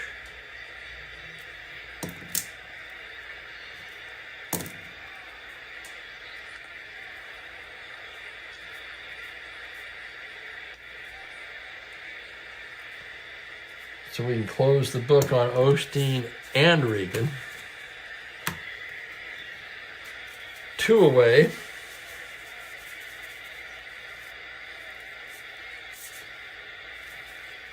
And the Dodgers are going to go to Wes Covington, who pinch hit in this game in real life. Computer-only card.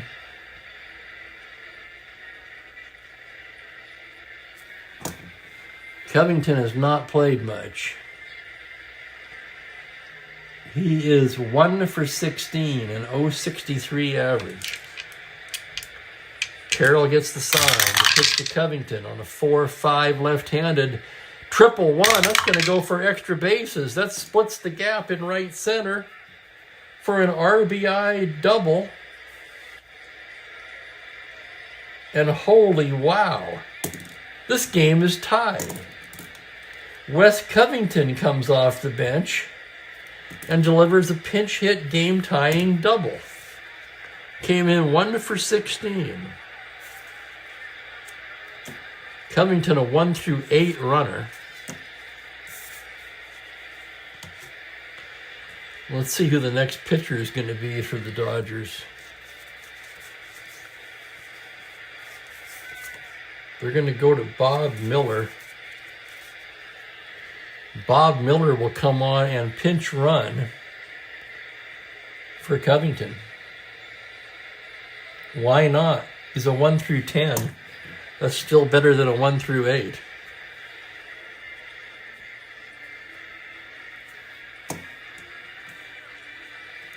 Now the go-ahead run is at second with 2 down. And Maury Wills, the hitter.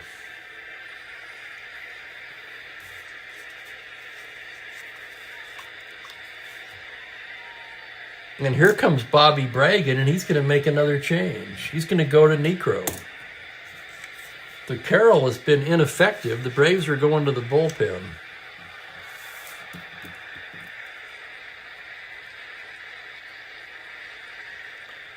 They don't have a lefty, but Necro, a backwards righty, is the next best thing.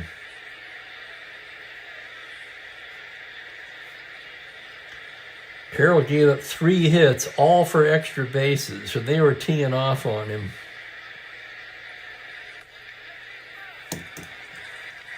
So Phil Necro will come in, the youngster.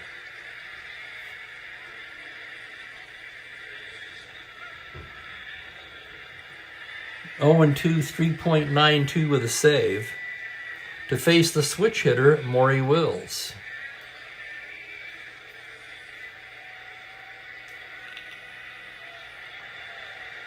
And thank you for pointing that out, David. That's right. Blasingame, who'd worked 7 innings, stood to be the winner.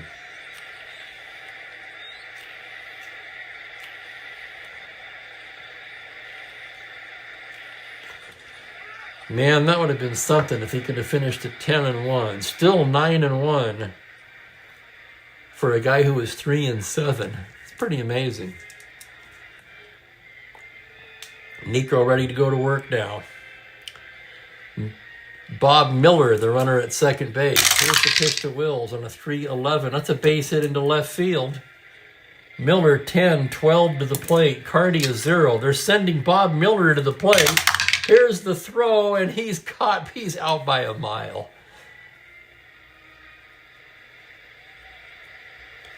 Carty to Menke to the plate, and that does it. And what a wild inning. Bottom of the 7th, top of the 8th. Dodgers 2 runs on 4 hits. They leave a man. And Miller will take over on the mound. Miller may need some time to catch his breath after that.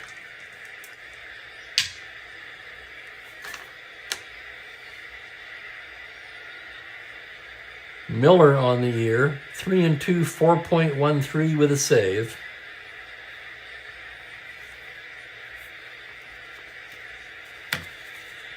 And we're all tied up at 5, going to the bottom of the 8th.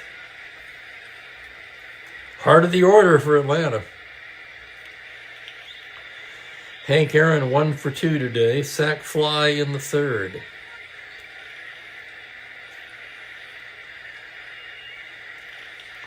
Well, the Cardinals did have Royce early, so he went from the Cardinals to the Astros? Would that be right, Bill? So a wild bottom of the 7th, top of the 8th. Miller ready to go to work on Aaron. Gets the sign from Roseboro. Here's the windup and the pitch. 4-8 righty. That's banged into left field for a base hit. Triple on a 1. And it's a leadoff single for Aaron.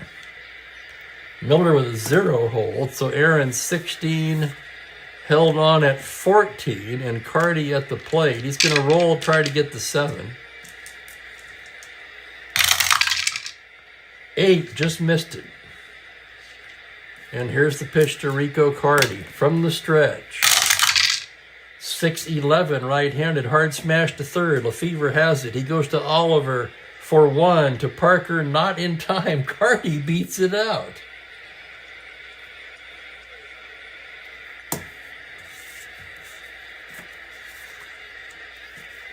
So Carty at first now.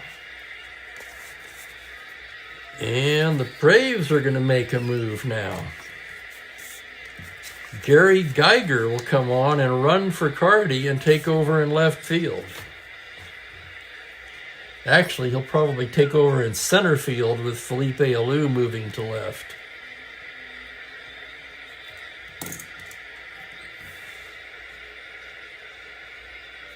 Geiger, the best center fielder on the team. And Alou, I believe, improves to a 2 in left. He does.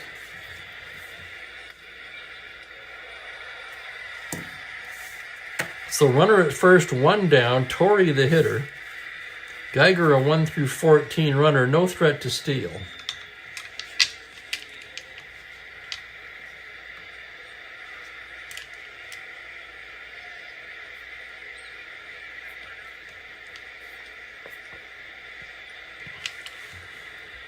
Miller from the stretch. Pitch to Torrey. 1-6 right-handed. Hard smash to short. Wills gloves it, steps on the bag, and throws to first for the double play.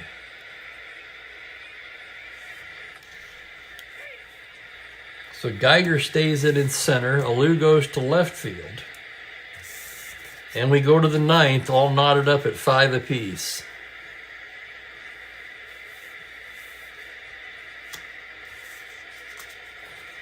Abernathy throwing again.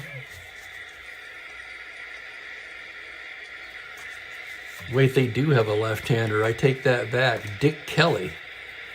So Dick Kelly will join Abernathy, a righty and a lefty in the Atlanta pen.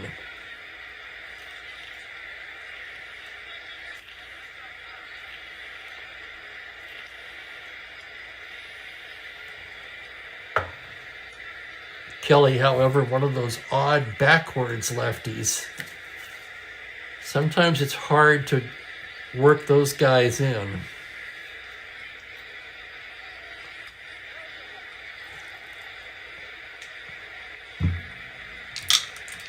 So Wes Parker will lead off the top of the ninth, hitting left-handed against Phil Niekro. Knuckleball, 1-7, and he lines that one into right field for a leadoff single.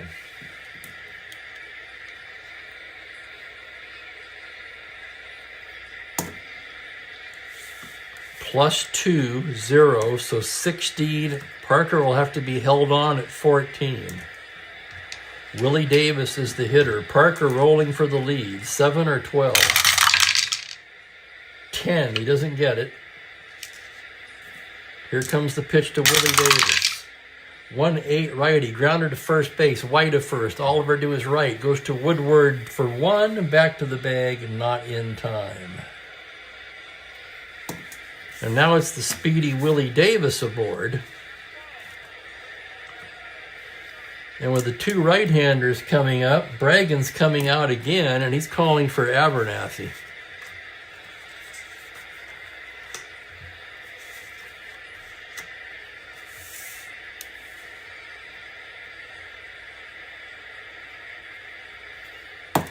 Abernathy, of course, the save leader. This is not a save situation, but he has 13 of them.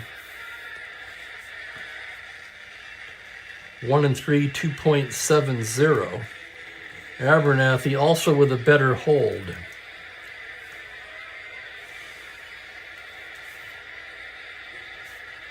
A much better hold than the knuckleballer. -2 hold for Abernathy, so 15. Davis held on at 13 now. That makes it a little tougher for the Dodgers. Tommy Davis, however, hits into a lot of ground ball A's. Willie Davis trying to get the lead. 2 through 5, 11 or 12, rolling for a 13. He's got a 9. That's not going to get it done. And here's the pitch to Tommy Davis. Abernathy, 5'9", right-handed, swung on and missed, strike 3.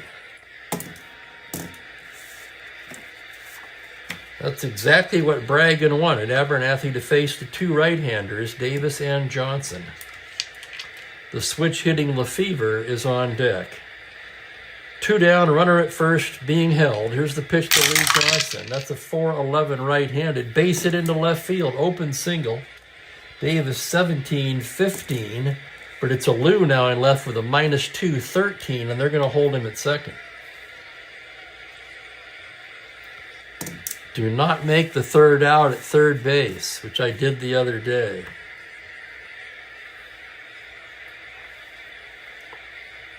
Good night, Richard. Thank you for joining us.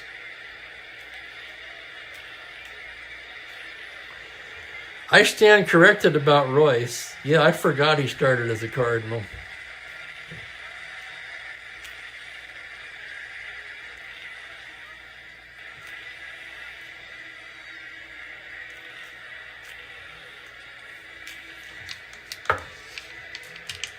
Lefevre's 1 for 4. Abernathy from the stretch. That's a 2-4 right-handed. He lifts it the other way to left field. Settling under it is a Lou, and that will do it. And the Dodgers strand a pair in the 9th.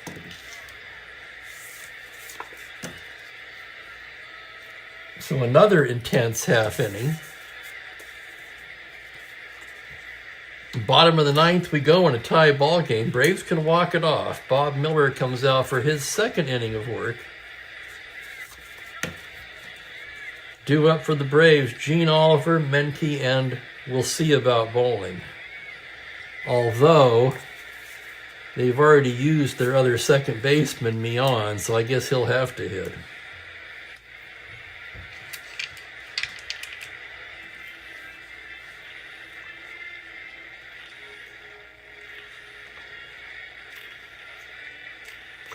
I always wondered about Simmons, Jim. Why were the Cardinals always trying to find a better defensive catcher? I mean, I didn't see enough of them to make a personal judgment, but I do find that somewhat telling.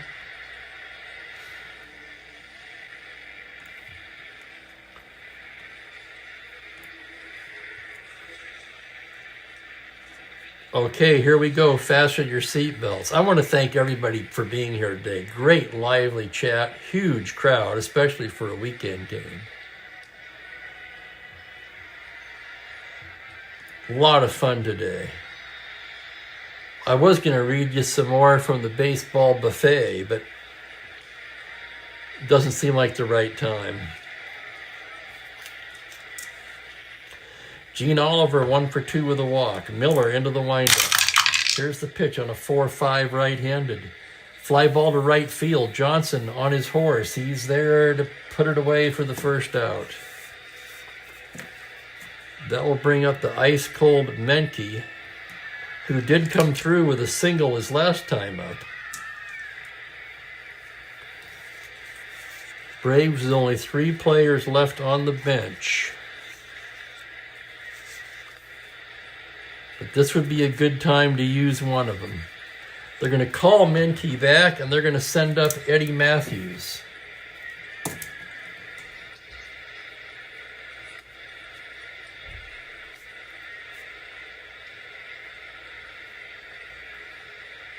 Oh, not as good of a fielder as Menke to be sure, but the Braves trying to catch lightning in a bottle here with Eddie Matthews. Matthews on the season, 275, 8 home runs, 26 RBIs. On deck is Bowling. Miller will face Matthews. Here's the windup and the pitch. It's a 6-8 left-handed. Ground ball to first, single to 18, and it's a 20. Parker makes an incredible stop. Throws to Miller covering. Oh my goodness, that looked like it was headed into right field. Single to 18, and he rolls the 20. And the Braves have had a lot of tough rolls today. With 2 out, Bowling will have to hit. Here's the pitch on a 4-4, fly to center field X. Willie Davis backing up 2E12. Here's the play. It is a 6, and he makes an incredible over-the-shoulder catch to take a base hit away from Frank Bowling. And that's a web jam. And that sends us to extra innings. Matthews stays in the game at third base. What a freaking game.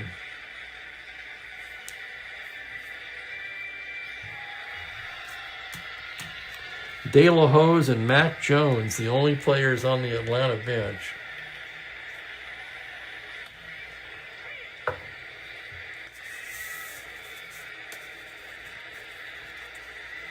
Left-right pinch hitter. They're going to stick with the righty Abernathy.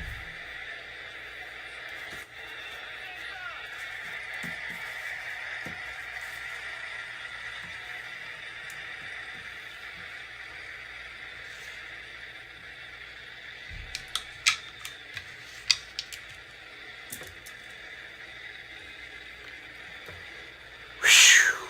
I may need extra coffee. Kind of figures, doesn't it, that this one would go extra innings.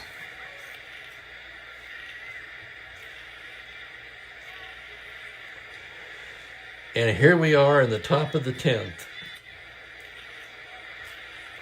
John Roseborough's 2 for 4 today will lead things off. Abernathy gets the sign. Here's the pitch on a 3-8 right-handed. Struck him out.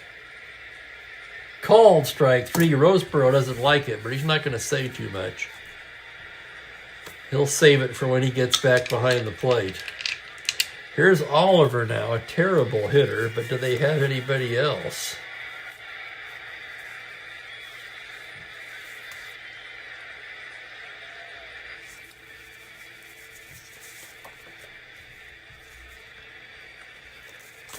They got to do something here.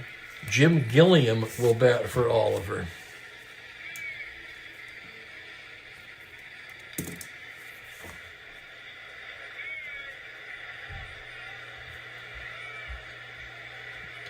Gilliam would stay in at third base with Lefevre moving to second.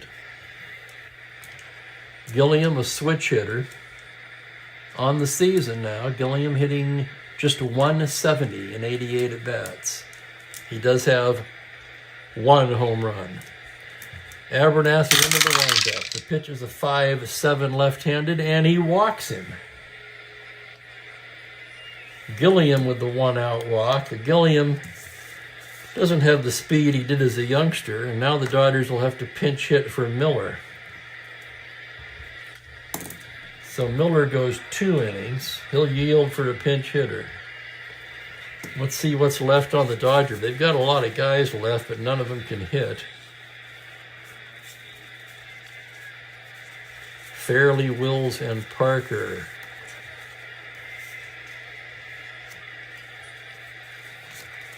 The Dodgers fully aware that the man they announce will likely signal the end for Abernathy. And they're going to bring in Ron Fairley, and here comes Bragan. He'll look to make a double switch as he brings in the lefty Dick Kelly.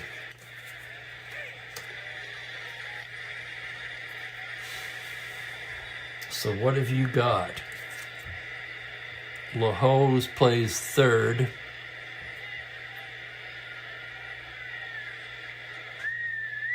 Can't take Bowling out. Jones is an outfielder.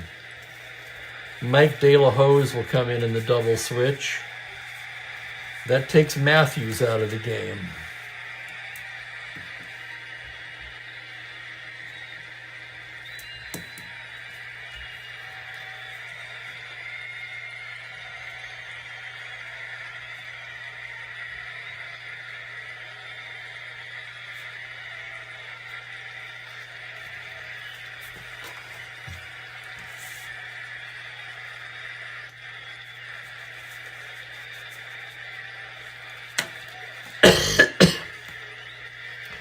De La Hoz at third, a 4.25, so basically the same as Matthews.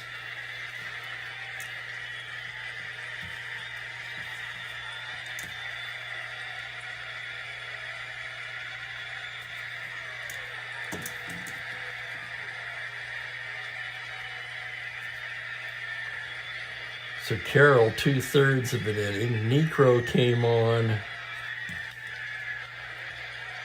Only lasted a third. And 1 inning for Abernathy.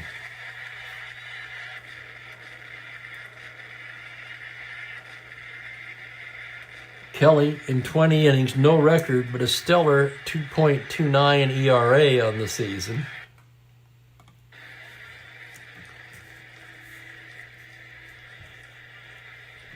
And the Dodgers, really with nothing to counter, will let Fairley bat. Runner at first is Gilliam. He's no threat to run, especially not with Kelly on the mound at a -5 hold.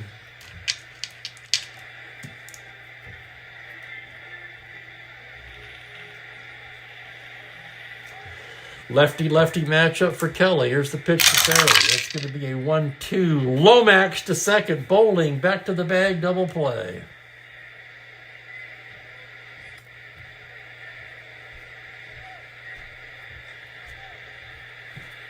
And that ends the top of the 10th. Is it possible to leave Fairley in the game, I wonder? Outfield, first base. Really no way to do it. You're not going to take any of those guys out.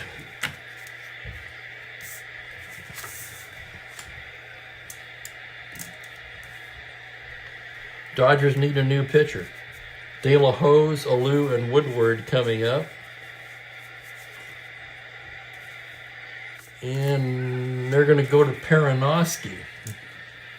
There's their bullpen getting depleted now. They do have Joe Moeller from the right side. Thought about that.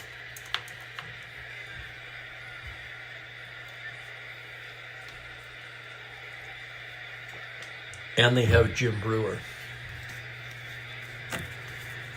Bottom of the 10th. Mike De La Hoz will lead it off.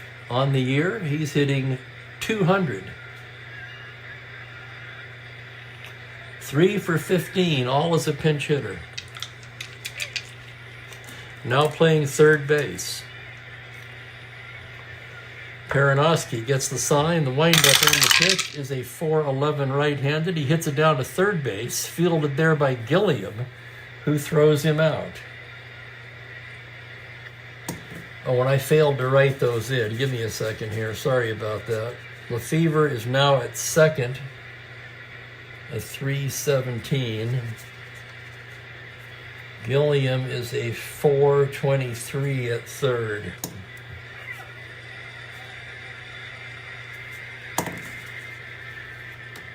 De La Hoz is retired, and the batter is Felipe Alou. All Felipe Alou has done is piled up 8 total bases. His 2-run homer gave the Braves the lead in the 7th, 4 for 4, needing a triple for the cycle.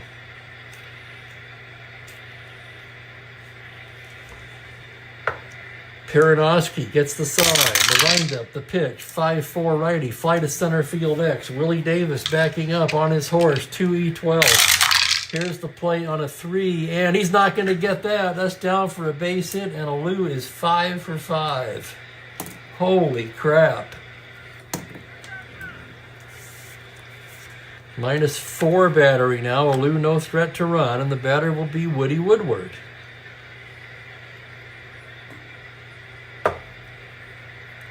Holy cow.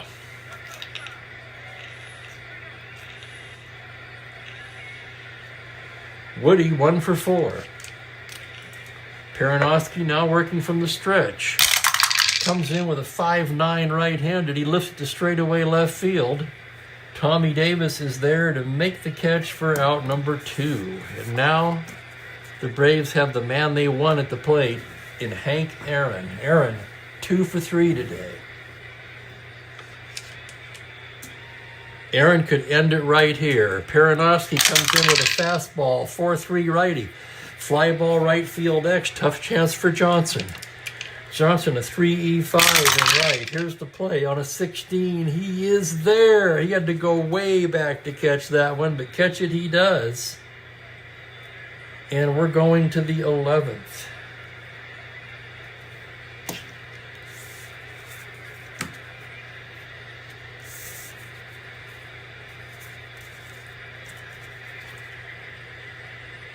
There were the 2 switch hitters.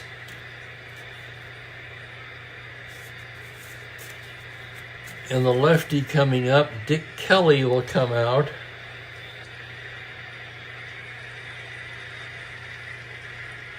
He's worked 2/3 of an inning. Well, I almost didn't see that. I got to make that a little more pronounced.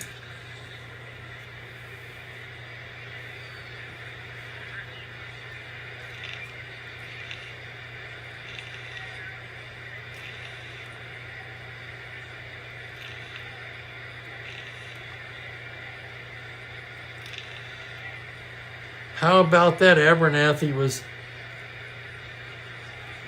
in the Heroes set. Was that the Strat-O-Matic Baseball Heroes, Johnny?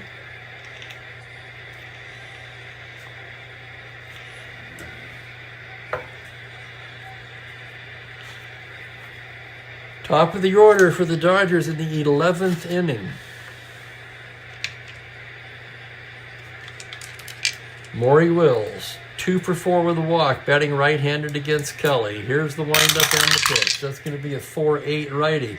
Pops him up left side. Woody will take it. 1 down for Wes Parker. Parker batting righty. Kelly gets the sign from Torrey. Here comes the pitch. It's a 1-10 lefty. He rolls it to short. Woody scoops it up and throws him out. Woody handling all the defense this inning. 2 down for Willie Davis. Kelly with a 5-11, grounder to first X. That's going to be a tough chance for Oliver. 425 for Gene Oliver at first on a 10. Error range of 5 on a 25. That's going to be an error on Gene Oliver.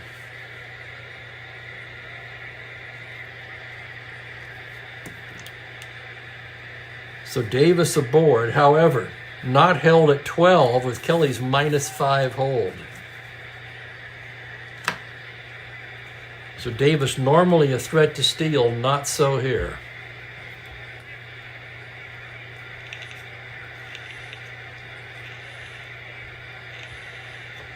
Tommy Davis at the plate. Let's see what's left in the Atlanta pen. Jarvis and Olivo. Pat Jarvis throwing. Kelly pitching to Tommy Davis, who is 1 for 5 today. From the stretch. On a 2-4 lefty, high fly ball to right, backing up his Aaron. He's there to put it away. And the Dodgers come up empty in the top of the 11th.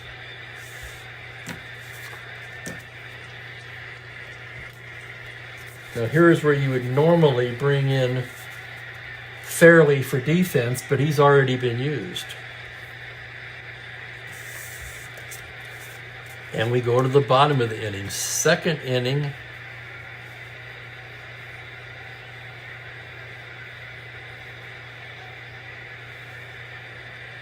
For Peronoski.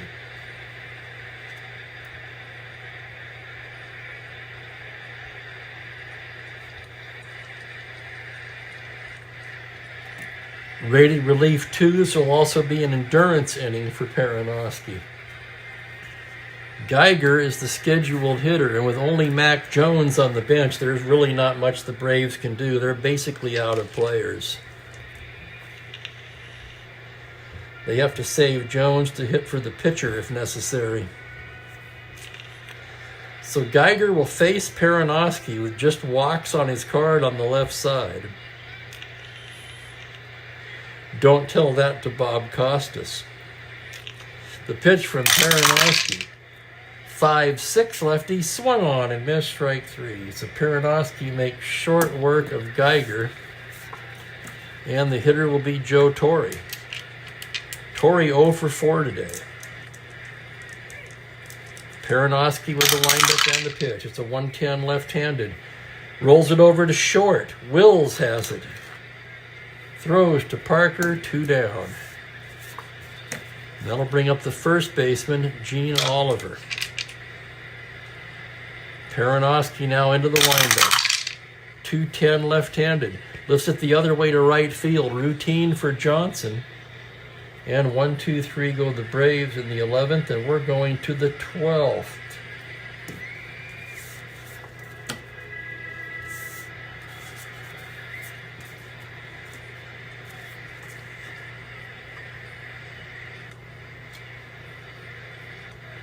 Kelly rated 3 for endurance.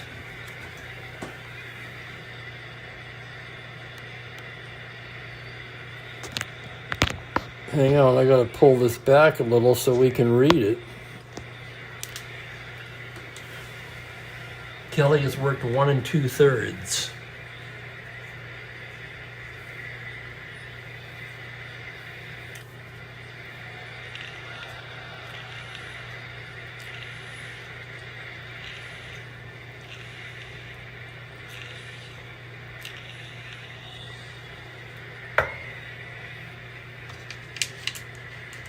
Okay, 12th inning.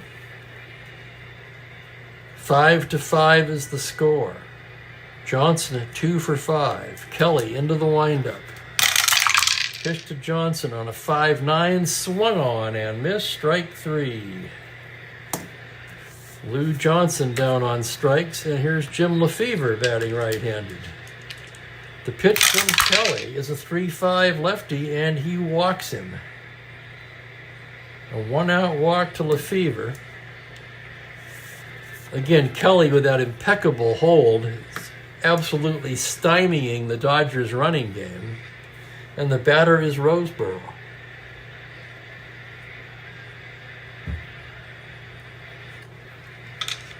Roseboro 2 for 5. Kelly working from the stretch. Fastball, 1-9 left-handed. That's ripped high and deep. That could go to the gap. Double to 15. It doesn't. Cut off by Aaron. Lefevre to third on a long single. And the Dodgers suddenly with runners at the corners and one down. The batter, Jim Gilliam. Another switch hitter. So 1-2. This began his endurance inning. So one more hitter walk will fatigue Kelly. Pat Jarvis is ready. That would necessitate another double switch.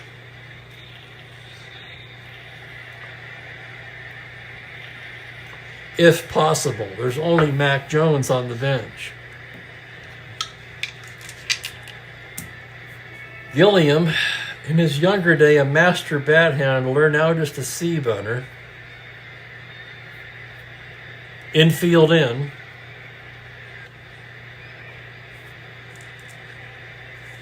Kelly from the stretch. 3-5 lefty. Fly ball to left field, B question mark. That is to Alou. He can tag on that. Lefevre a 12. 14 minus 2, 12. They're going to send him. Here's the throw to the plate. He's out at the plate.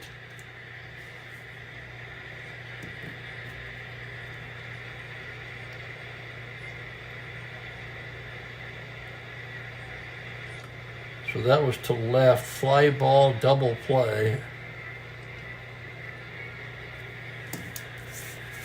And that does it.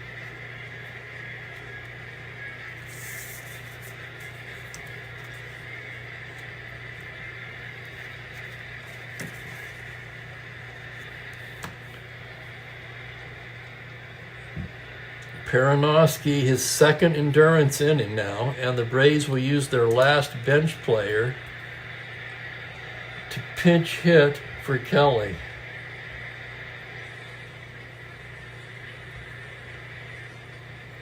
And that will be center fielder Mac Jones.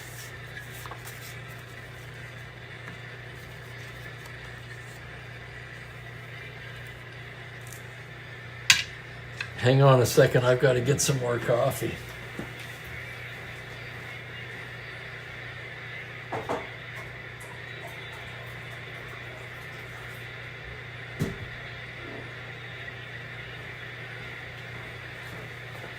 Why is it always these days when I'm burned out that it goes into extra innings?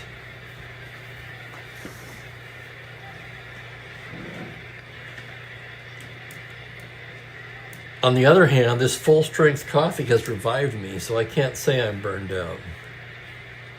I'm actually jacked. Thank you, Bill. It is a great game. I think regardless of what happens, Felipe is the player of the game. So here's Jones now. Jones on the year. 226, 4 homers, a dozen RBIs. Lefty-lefty matchup for Peronoski. Here comes the pitch. It's a 5-12 lefty. High pop fly to shallow center. Willie Davis coming on and underhands it. So Jones is retired in the pitcher's spot. We'll keep him there for the time being. And the batter is second baseman Frank Bowling. Bowling is 0 for 4. Peronoski into the windup. 2-9 left-handed, little comebacker. Peronoski knocks it down, picks it up, and throws it to Parker for out number 2. That'll bring up Mike De La Hoz, who's in the game at third base now. He's 0 for 1 as Peronoski comes set, delivers a 4-5 righty, fly ball to center, fairly deep. Davis backing up, he's there. And it's a 1-2-3 inning for Peronoski. So there's no way to keep Jones in the game.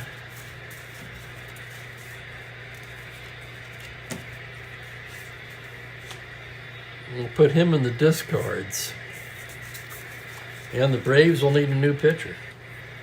That's going to be Pat Jarvis, their 6th pitcher of the contest.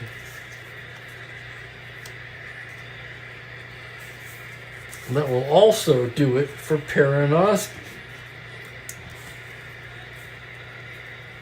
So now I have to make some adjustments here.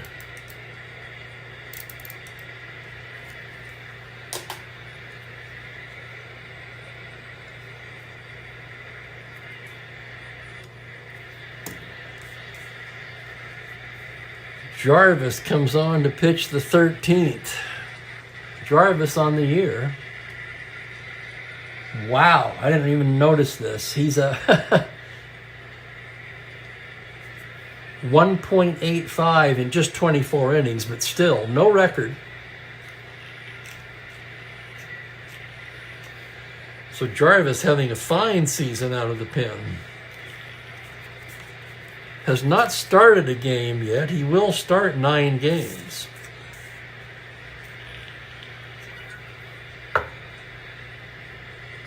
For the Dodgers, they have to bat for Perenosky.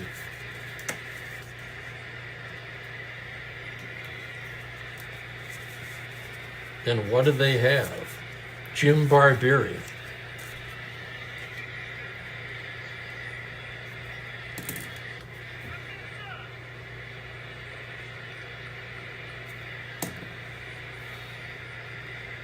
Barbieri as a pinch hitter on the season, he is 2 for 6.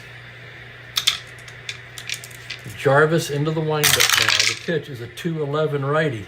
Foul ball back of the plate. Back to get it is Torrey. And Barbieri is retired. 1 down for Maury Wills.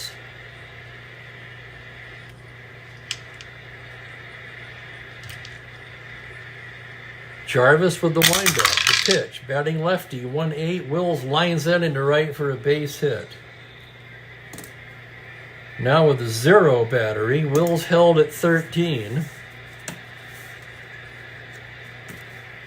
And the Dodgers are not going to stop trying to run. Rolling for the lead. 2 through 10, 12. 3, he's got the lead. 1 to 13, there goes Wills. Torrey's throw down, he's stolen it. Possible overthrow, this could be huge. Torrey, a 1 to 12 overthrow. He does not overthrow. That was big.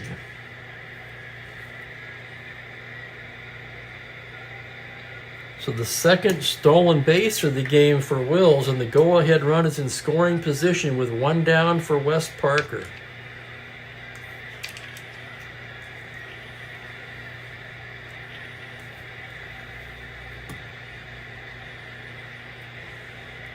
We thank you for joining us here for Atlanta Baseball as the clock has now hit 11 p.m.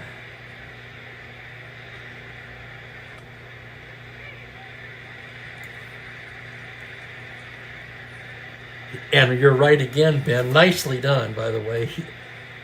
Huge stop by Woody to keep that throw in the infield, or else Wills ends up at third base. Wills dancing off second now. Parker hitting left-handed. Jarvis gets the side. Here's the pitch to Parker. It's a 5-4 left-handed fly ball center field X. That's Geiger, a good outfielder, 2E7. Geiger on his horse. On a 17, he's there to make the catch, and back to the bag goes Wills. Fine play by Geiger in center. And it will be up to Willie Davis, Tommy Davis on deck.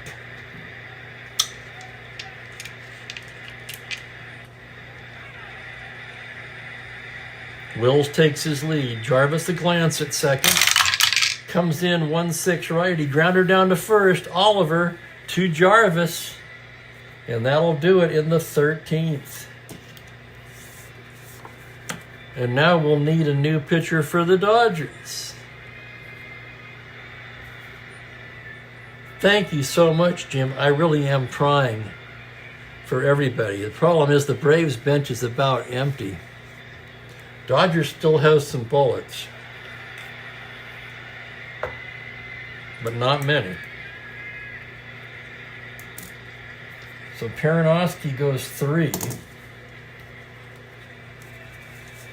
With all the righties coming up, it's a pretty obvious choice. It has to be Moeller. So Joe Moeller will be the 5th Dodger pitcher of the day. Moeller on the year. Where is Moeller? 1-0 with a save, 2.59. Bottom of the 13th. Top of the order for Atlanta, and you know what that means. That means Felipe Alou is going to lead it off. Alou 5 for 5 today. 3 singles, a double, and a 2-run home run.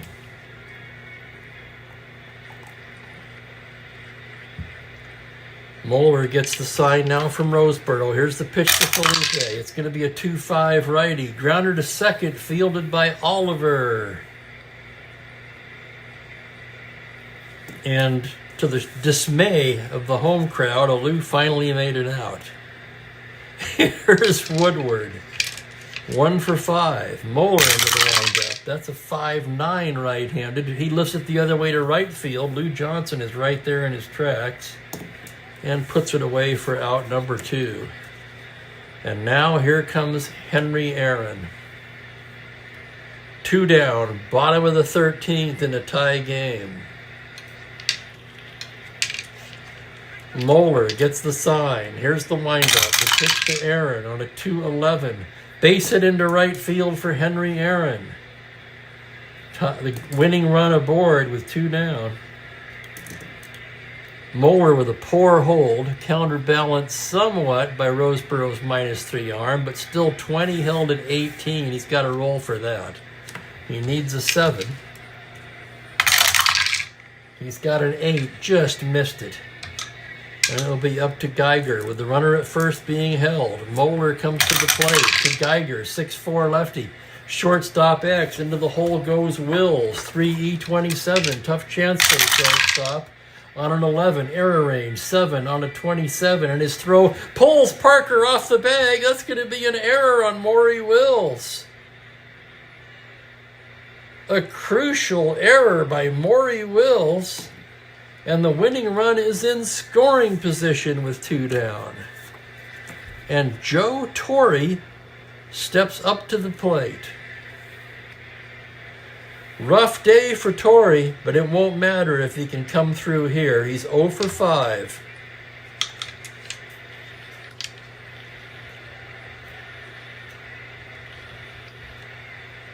Moeller, a glance at second. Comes to the plate, 2-7, and he loses in ball 4, and the bases are loaded.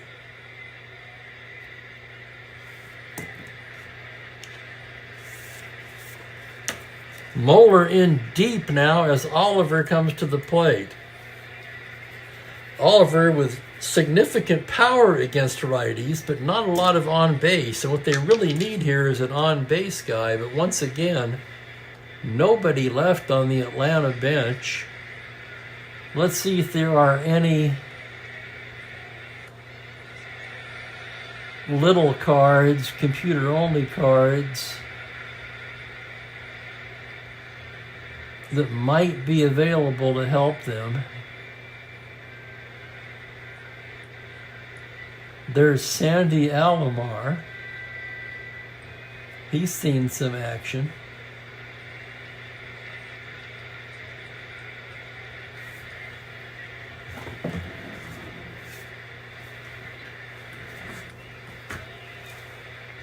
Hang on a second. Why don't I have a Hernstein card? I do. He's a left-handed hitter, but he's terrible. Okay, we're not going to use him. He is available. Gene Oliver, bases loaded, 2 down, bottom of the 13th. Moeller, a glance at third. Here's the pitch on a 6-4. Grounder to short X, another chance for Wills. Tough play into the hole. 327 on a 14. He's got it. Oh my goodness. Redemption for Will, sort of. And the Braves leave the bases loaded in the 13th inning. Holy crap.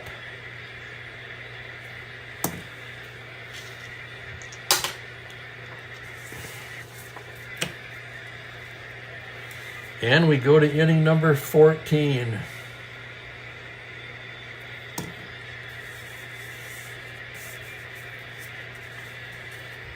Second inning of work for Pat Jarvis. 31 people still hanging on in the chat here, it says.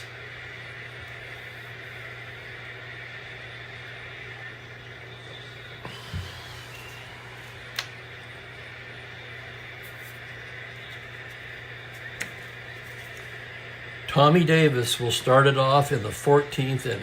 Tommy today, 1 for 6. Jarvis gets the sign from Torrey. Here's the windup and here's the pitch. It's a 3-6 right-handed. He struck him out.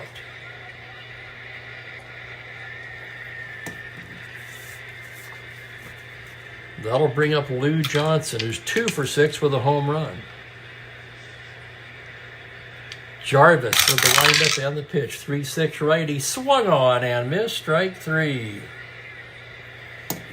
Jarvis punches out the first 2 Dodgers in the 14th, and here's Lefevre. The pitch to the left-hander. 3-12, and he hits him. Oh my goodness. Okay, he takes his base.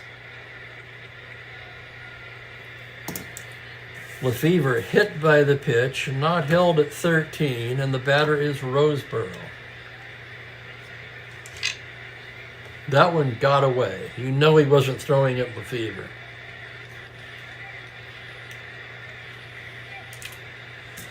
Jarvis a glance at Lefevre. From the stretch, it's a 6-7, and he walks Roseboro. That pushes the go-ahead run into scoring position. And the batter, Jim Gilliam. Gilliam came into the game as a pinch hitter, walked and flew to left, batting left-handed against Jarvis. Jarvis, the full windup now. Here's the pitch to Jim Gilliam. It's a 1-8, and he just outside ball 4. Oh, Jarvis is furious. He wanted that one. So a hit batter and back-to-back walks have loaded the bases, but Moeller is up.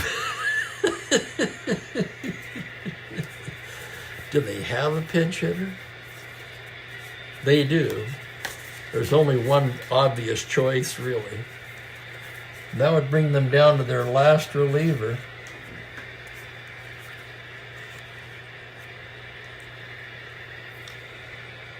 As Al Ferrara grabs the bat, and he will pinch hit for Moeller.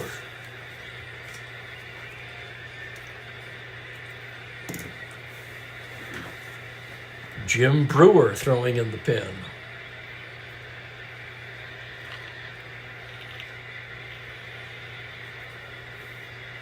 Ferrara on the season.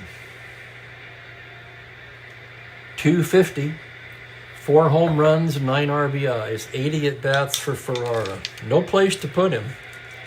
Fastball, 4-6 righty. Grounder to short. Woodward charges, throws on the run in time.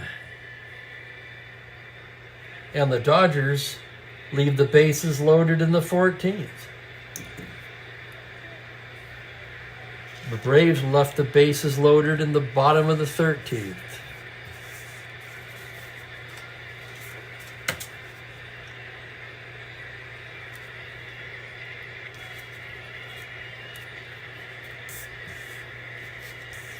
And in comes lefty Jim Brewer now.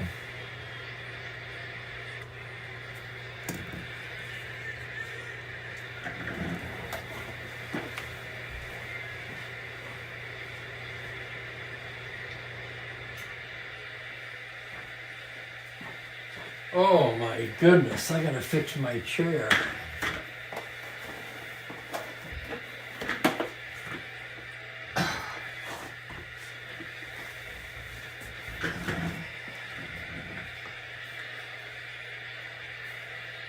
Holy smoke. Bottom of the 14th inning. And of course, the pitcher is up to lead off for Atlanta.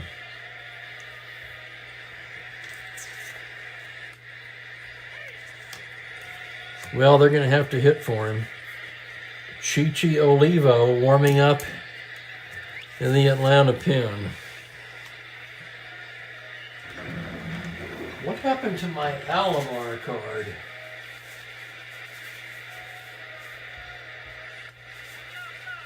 Let's see if he's a good choice here. It's either Alomar or Herrnstein. Shit, Alomar has nothing. Herrnstein has nothing.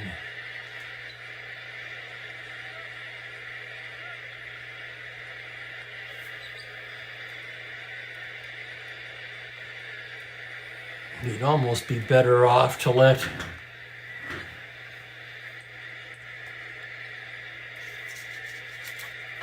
their left-handed hitters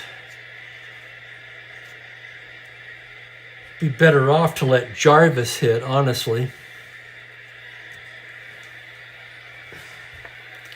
Let's see, Jarvis has worked 2 innings. He's 3 for endurance. He's a 1-week righty. Jarvis is going to bat, believe it or not. All they've got on the bench is 2 computer-only left-handed hitters with nothing on their card against lefties. At least, Jarvis has a 210 walk and can get on the right side of Brewer's card.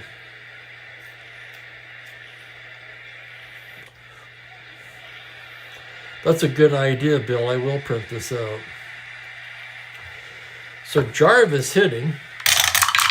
Brewer comes in there with a 2-4 and strikes him out. Hang on, I've got to get that box out of there because that's just going to confuse me.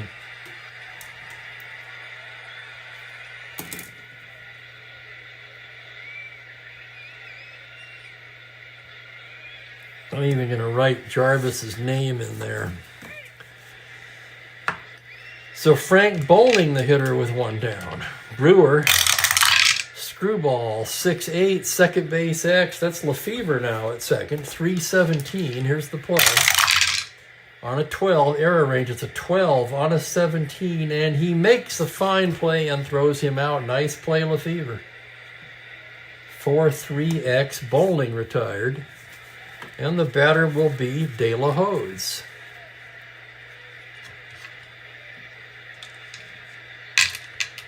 Brewer into the windup. That's a 6-3 righty. Fly ball left field X.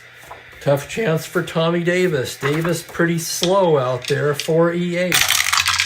Here it is on a 6. He can't get that. That's going to roll to the wall. And De La Hoz into second with a 2-out double. And guess who's coming up?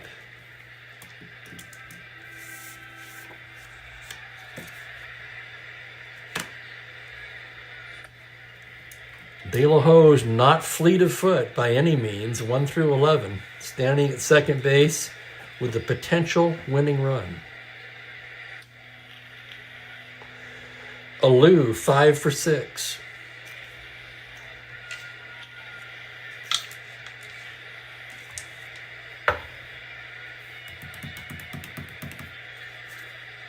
Woodward on deck. They're going to put Alou on. Boo! You kind of have to.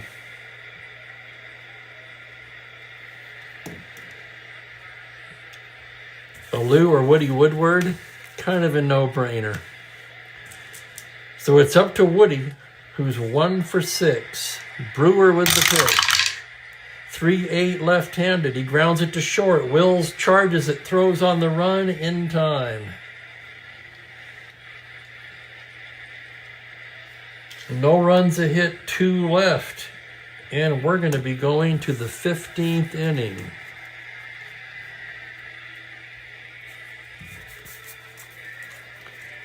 I'm going to take a short break and use the restroom.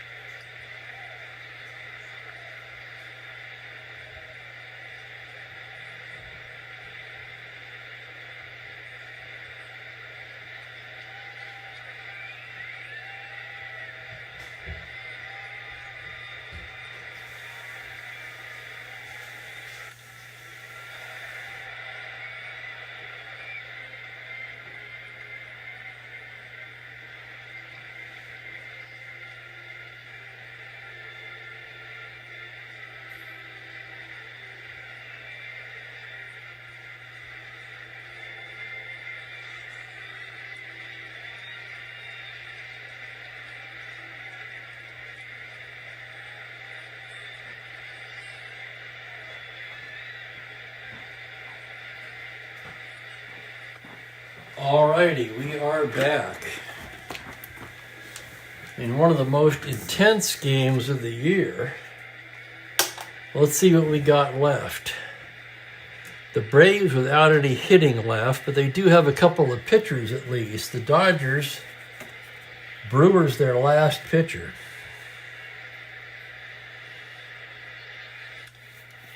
The Dodgers have a couple of hitters left, but neither of them can really be called hitters, I guess.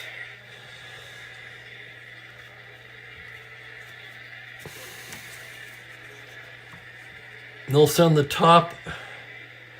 Wait a second. It's a good thing I had nuclear coffee today. Atomic coffee.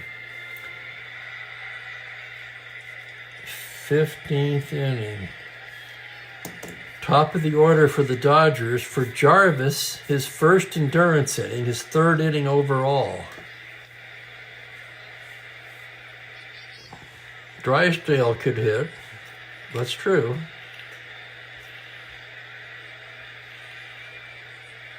You're not kidding, Ben.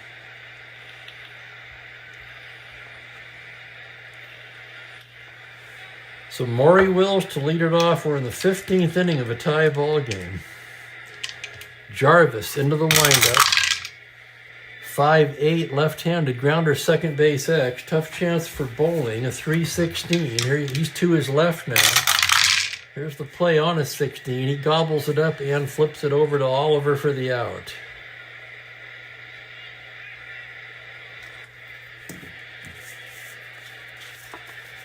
One down, and the batter is Wes Parker.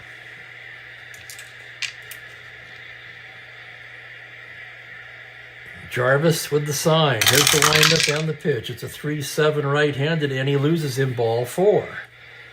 That is the 3rd walk issued by Jarvis, plus he hit a batter.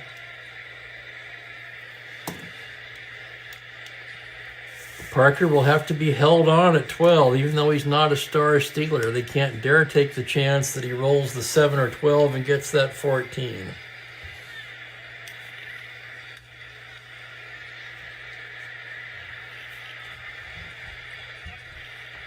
Willie Davis is 1 for 7.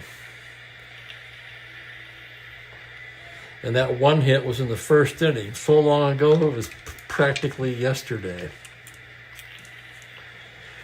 Parker held at the bag. Jarvis from the stretch. It's a 5-6 left-handed. That's a liner to second.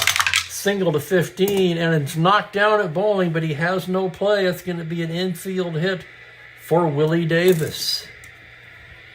Parker moves into second with the potential go-ahead run, but I think I've said that a few times before already today. Tommy Davis, the hitter. One more hitter walk will fatigue Jarvis.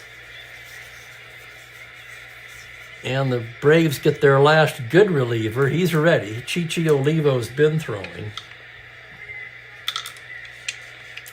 They do have Don Schwall available, but oh my God, he would have to be emergency only at this point.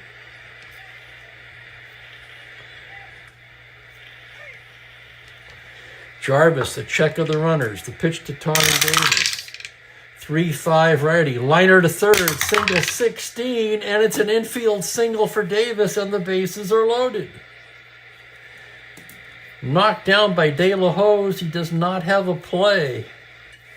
And the bases are loaded with one out in the 15th, and Sweet Lou Johnson coming to the plate. The Braves will, of course, bring the infield in. Thank you, Barbara. That's very kind. I appreciate it. Oh, there's the furry gray cat from next door. Oh, that reminds me. The dog in question, by the way, is a corgi. So you may remember I saw this dog. I didn't know what kind of dog it is. Anyhow, I met the neighbor and I asked her. It is indeed a corgi. Bases loaded, one away. Lou Johnson, infield in. Wait, Jarvis is fatigued. So they're going to have to go to the bullpen.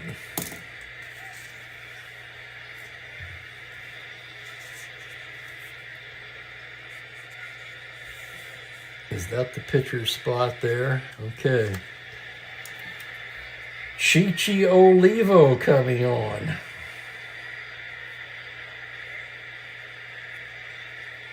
Two and a third for him. I forget how many innings Kelly pitched now. He came in there. Two and 2/3.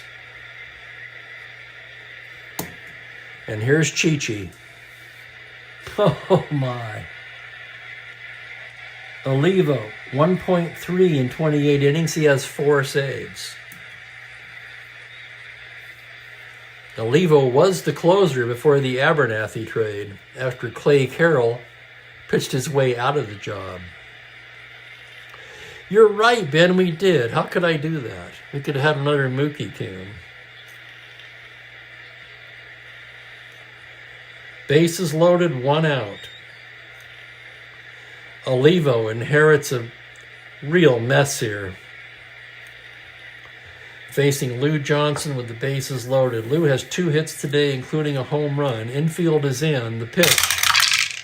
1-8 right-handed. Grounder to short with the infield in. That's going to be the force at the plate, isn't it? Ground ball A9. Batter out. Runner on third is out. Double play.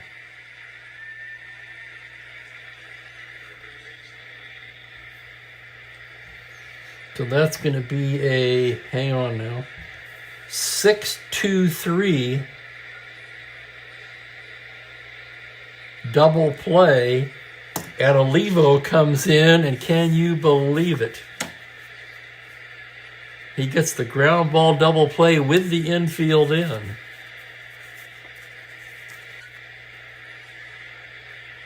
And we're moving to the bottom of the 15th. Second inning for Jim Brewer. He's rated 3 for relief endurance.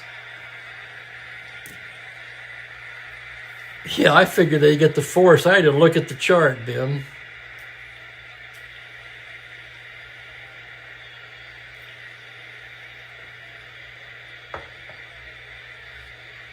Thank you very much, Ernest. I am humbled by the comments.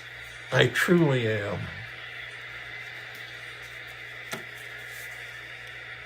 Okay, Atlanta with another chance to win it. They have the heart of the order coming up against Brewer.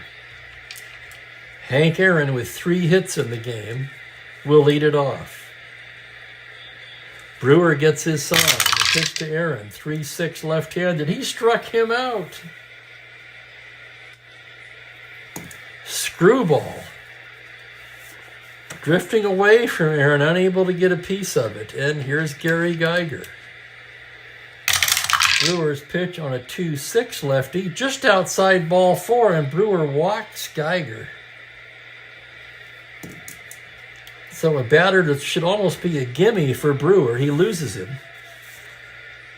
Geiger, pretty good speed, no threat to steal, and Joe Torre is the hitter with one away.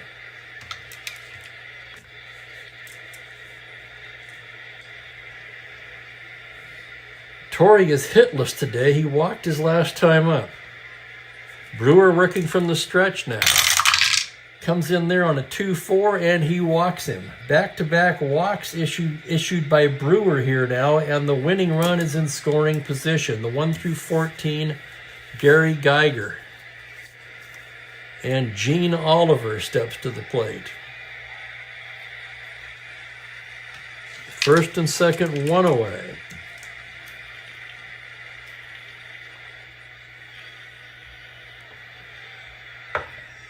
Brewer checks the runner at second. The full windup. Screwball, 5-5, swung on and missed. Strike 3. Oh my goodness.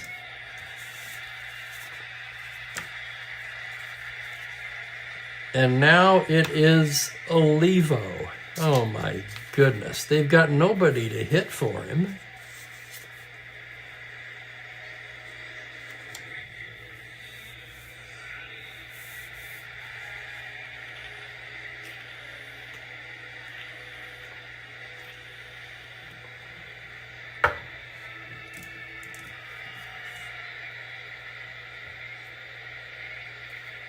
Olivo's going to have to bat.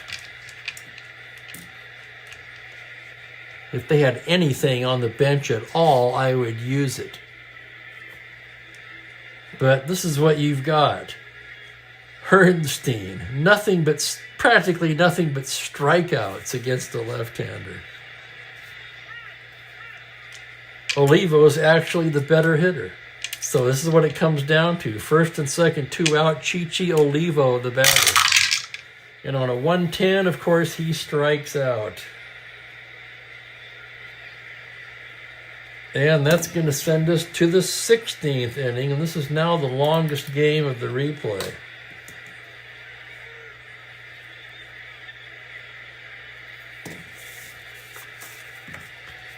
This will test a guy's endurance, I'll tell you that right now.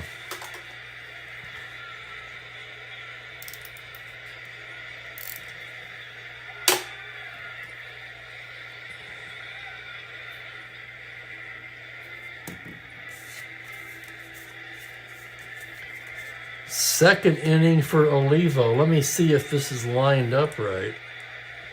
In other words, can we still read Olivo's card? We can.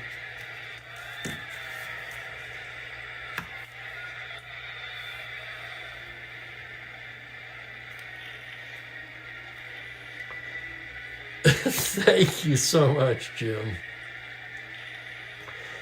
All I can say is, does anybody want to win this game?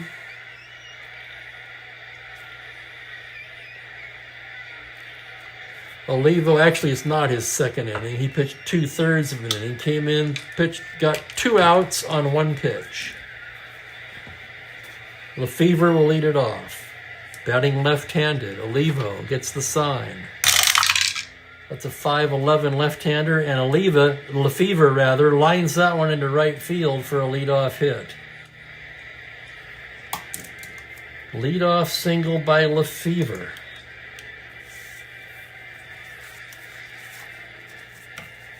Bunting situation for Roseboro, but he's a C. And he has 3 hits and a walk. Roseboro's going to swing away.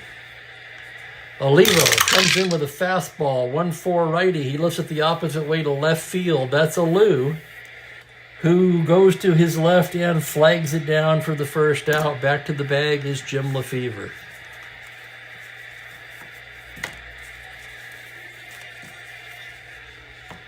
Captain Carl asks, Cloninger can hit.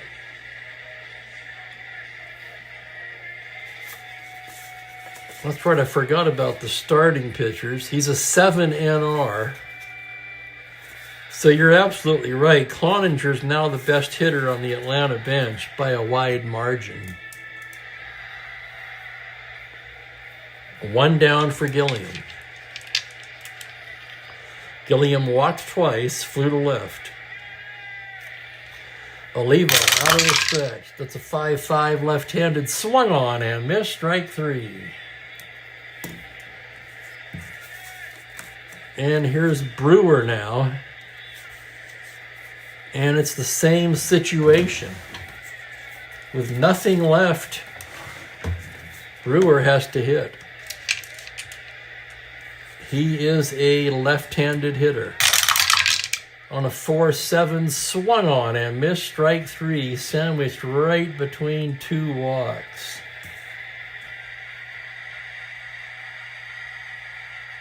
This is going to be a hell of a game to try to enter manually.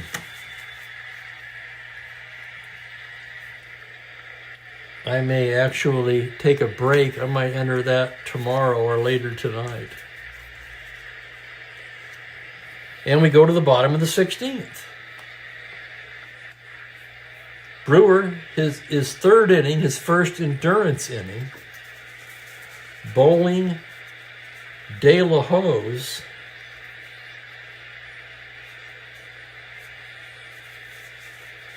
and Alou.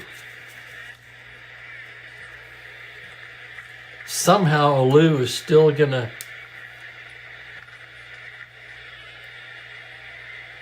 have something to say about this one.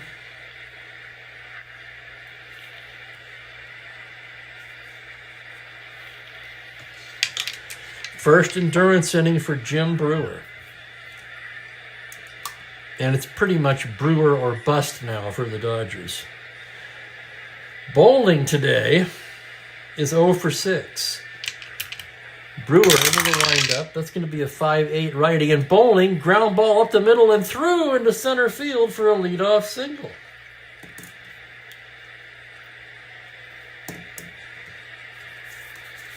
Bowling not much in the speed department, and De La Hoz, the batter, is a poor bunter. Would you try to bunt with a D?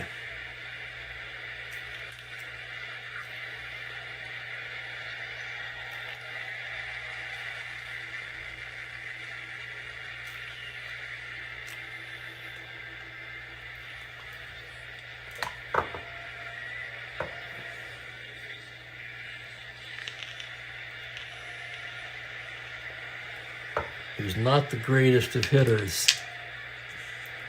De La Hoz squares to bunt. He's a D. It's a 9.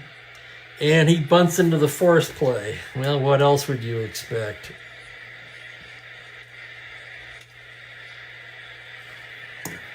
So De La Hoz is at first now with 1 out, and here's Felipe Alou.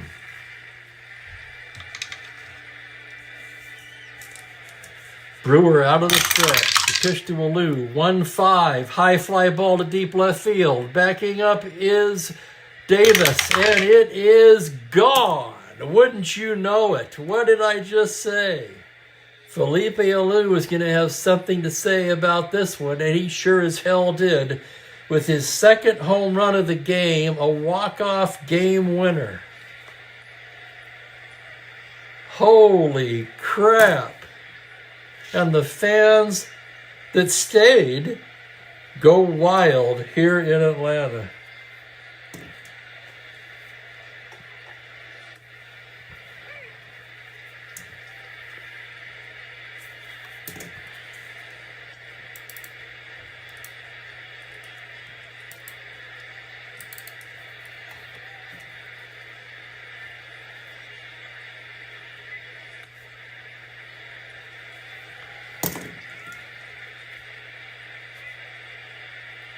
Seven to 5 is the final.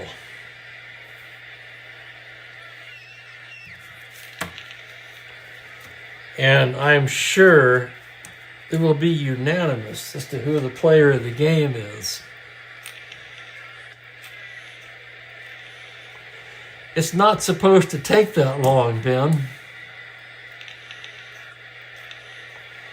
So Alou with 8, 10, 13 total bases. Easily your player of the game. I'm not even going to try to fill in these pitchers now. I want to clean up this mess when I enter the game manually. And so, 16 innings, the longest game of the replay. Who else but Felipe Alou walks it off in the bottom of the 16th?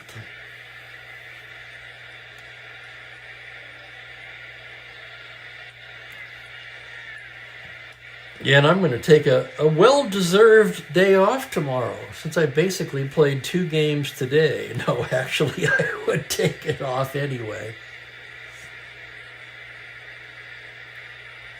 And Mookie screwed up my schedule, too, stepping on the keyboard. So Monday we'll start the first game. We'll play the first game of the doubleheader, Cleveland at Boston.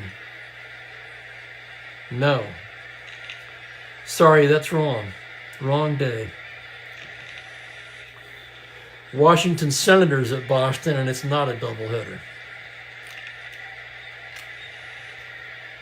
That's going to be Pete Rickard against Jose Santiago, 2 left-handers. Thank you, everybody, and I'm amazed how many people stayed for the end of this. I mean, I'm exhausted. I can't tell you what it means to me that enough people are into this to sit through 16 innings of this.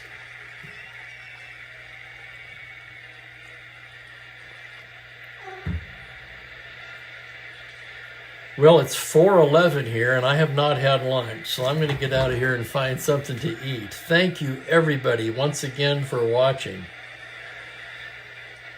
One of the best games of the year. Have a great night, everybody. Enjoy the rest of your weekend, and I'll catch up with you on Monday. Take care, everybody. So long for now. Wow, what a game.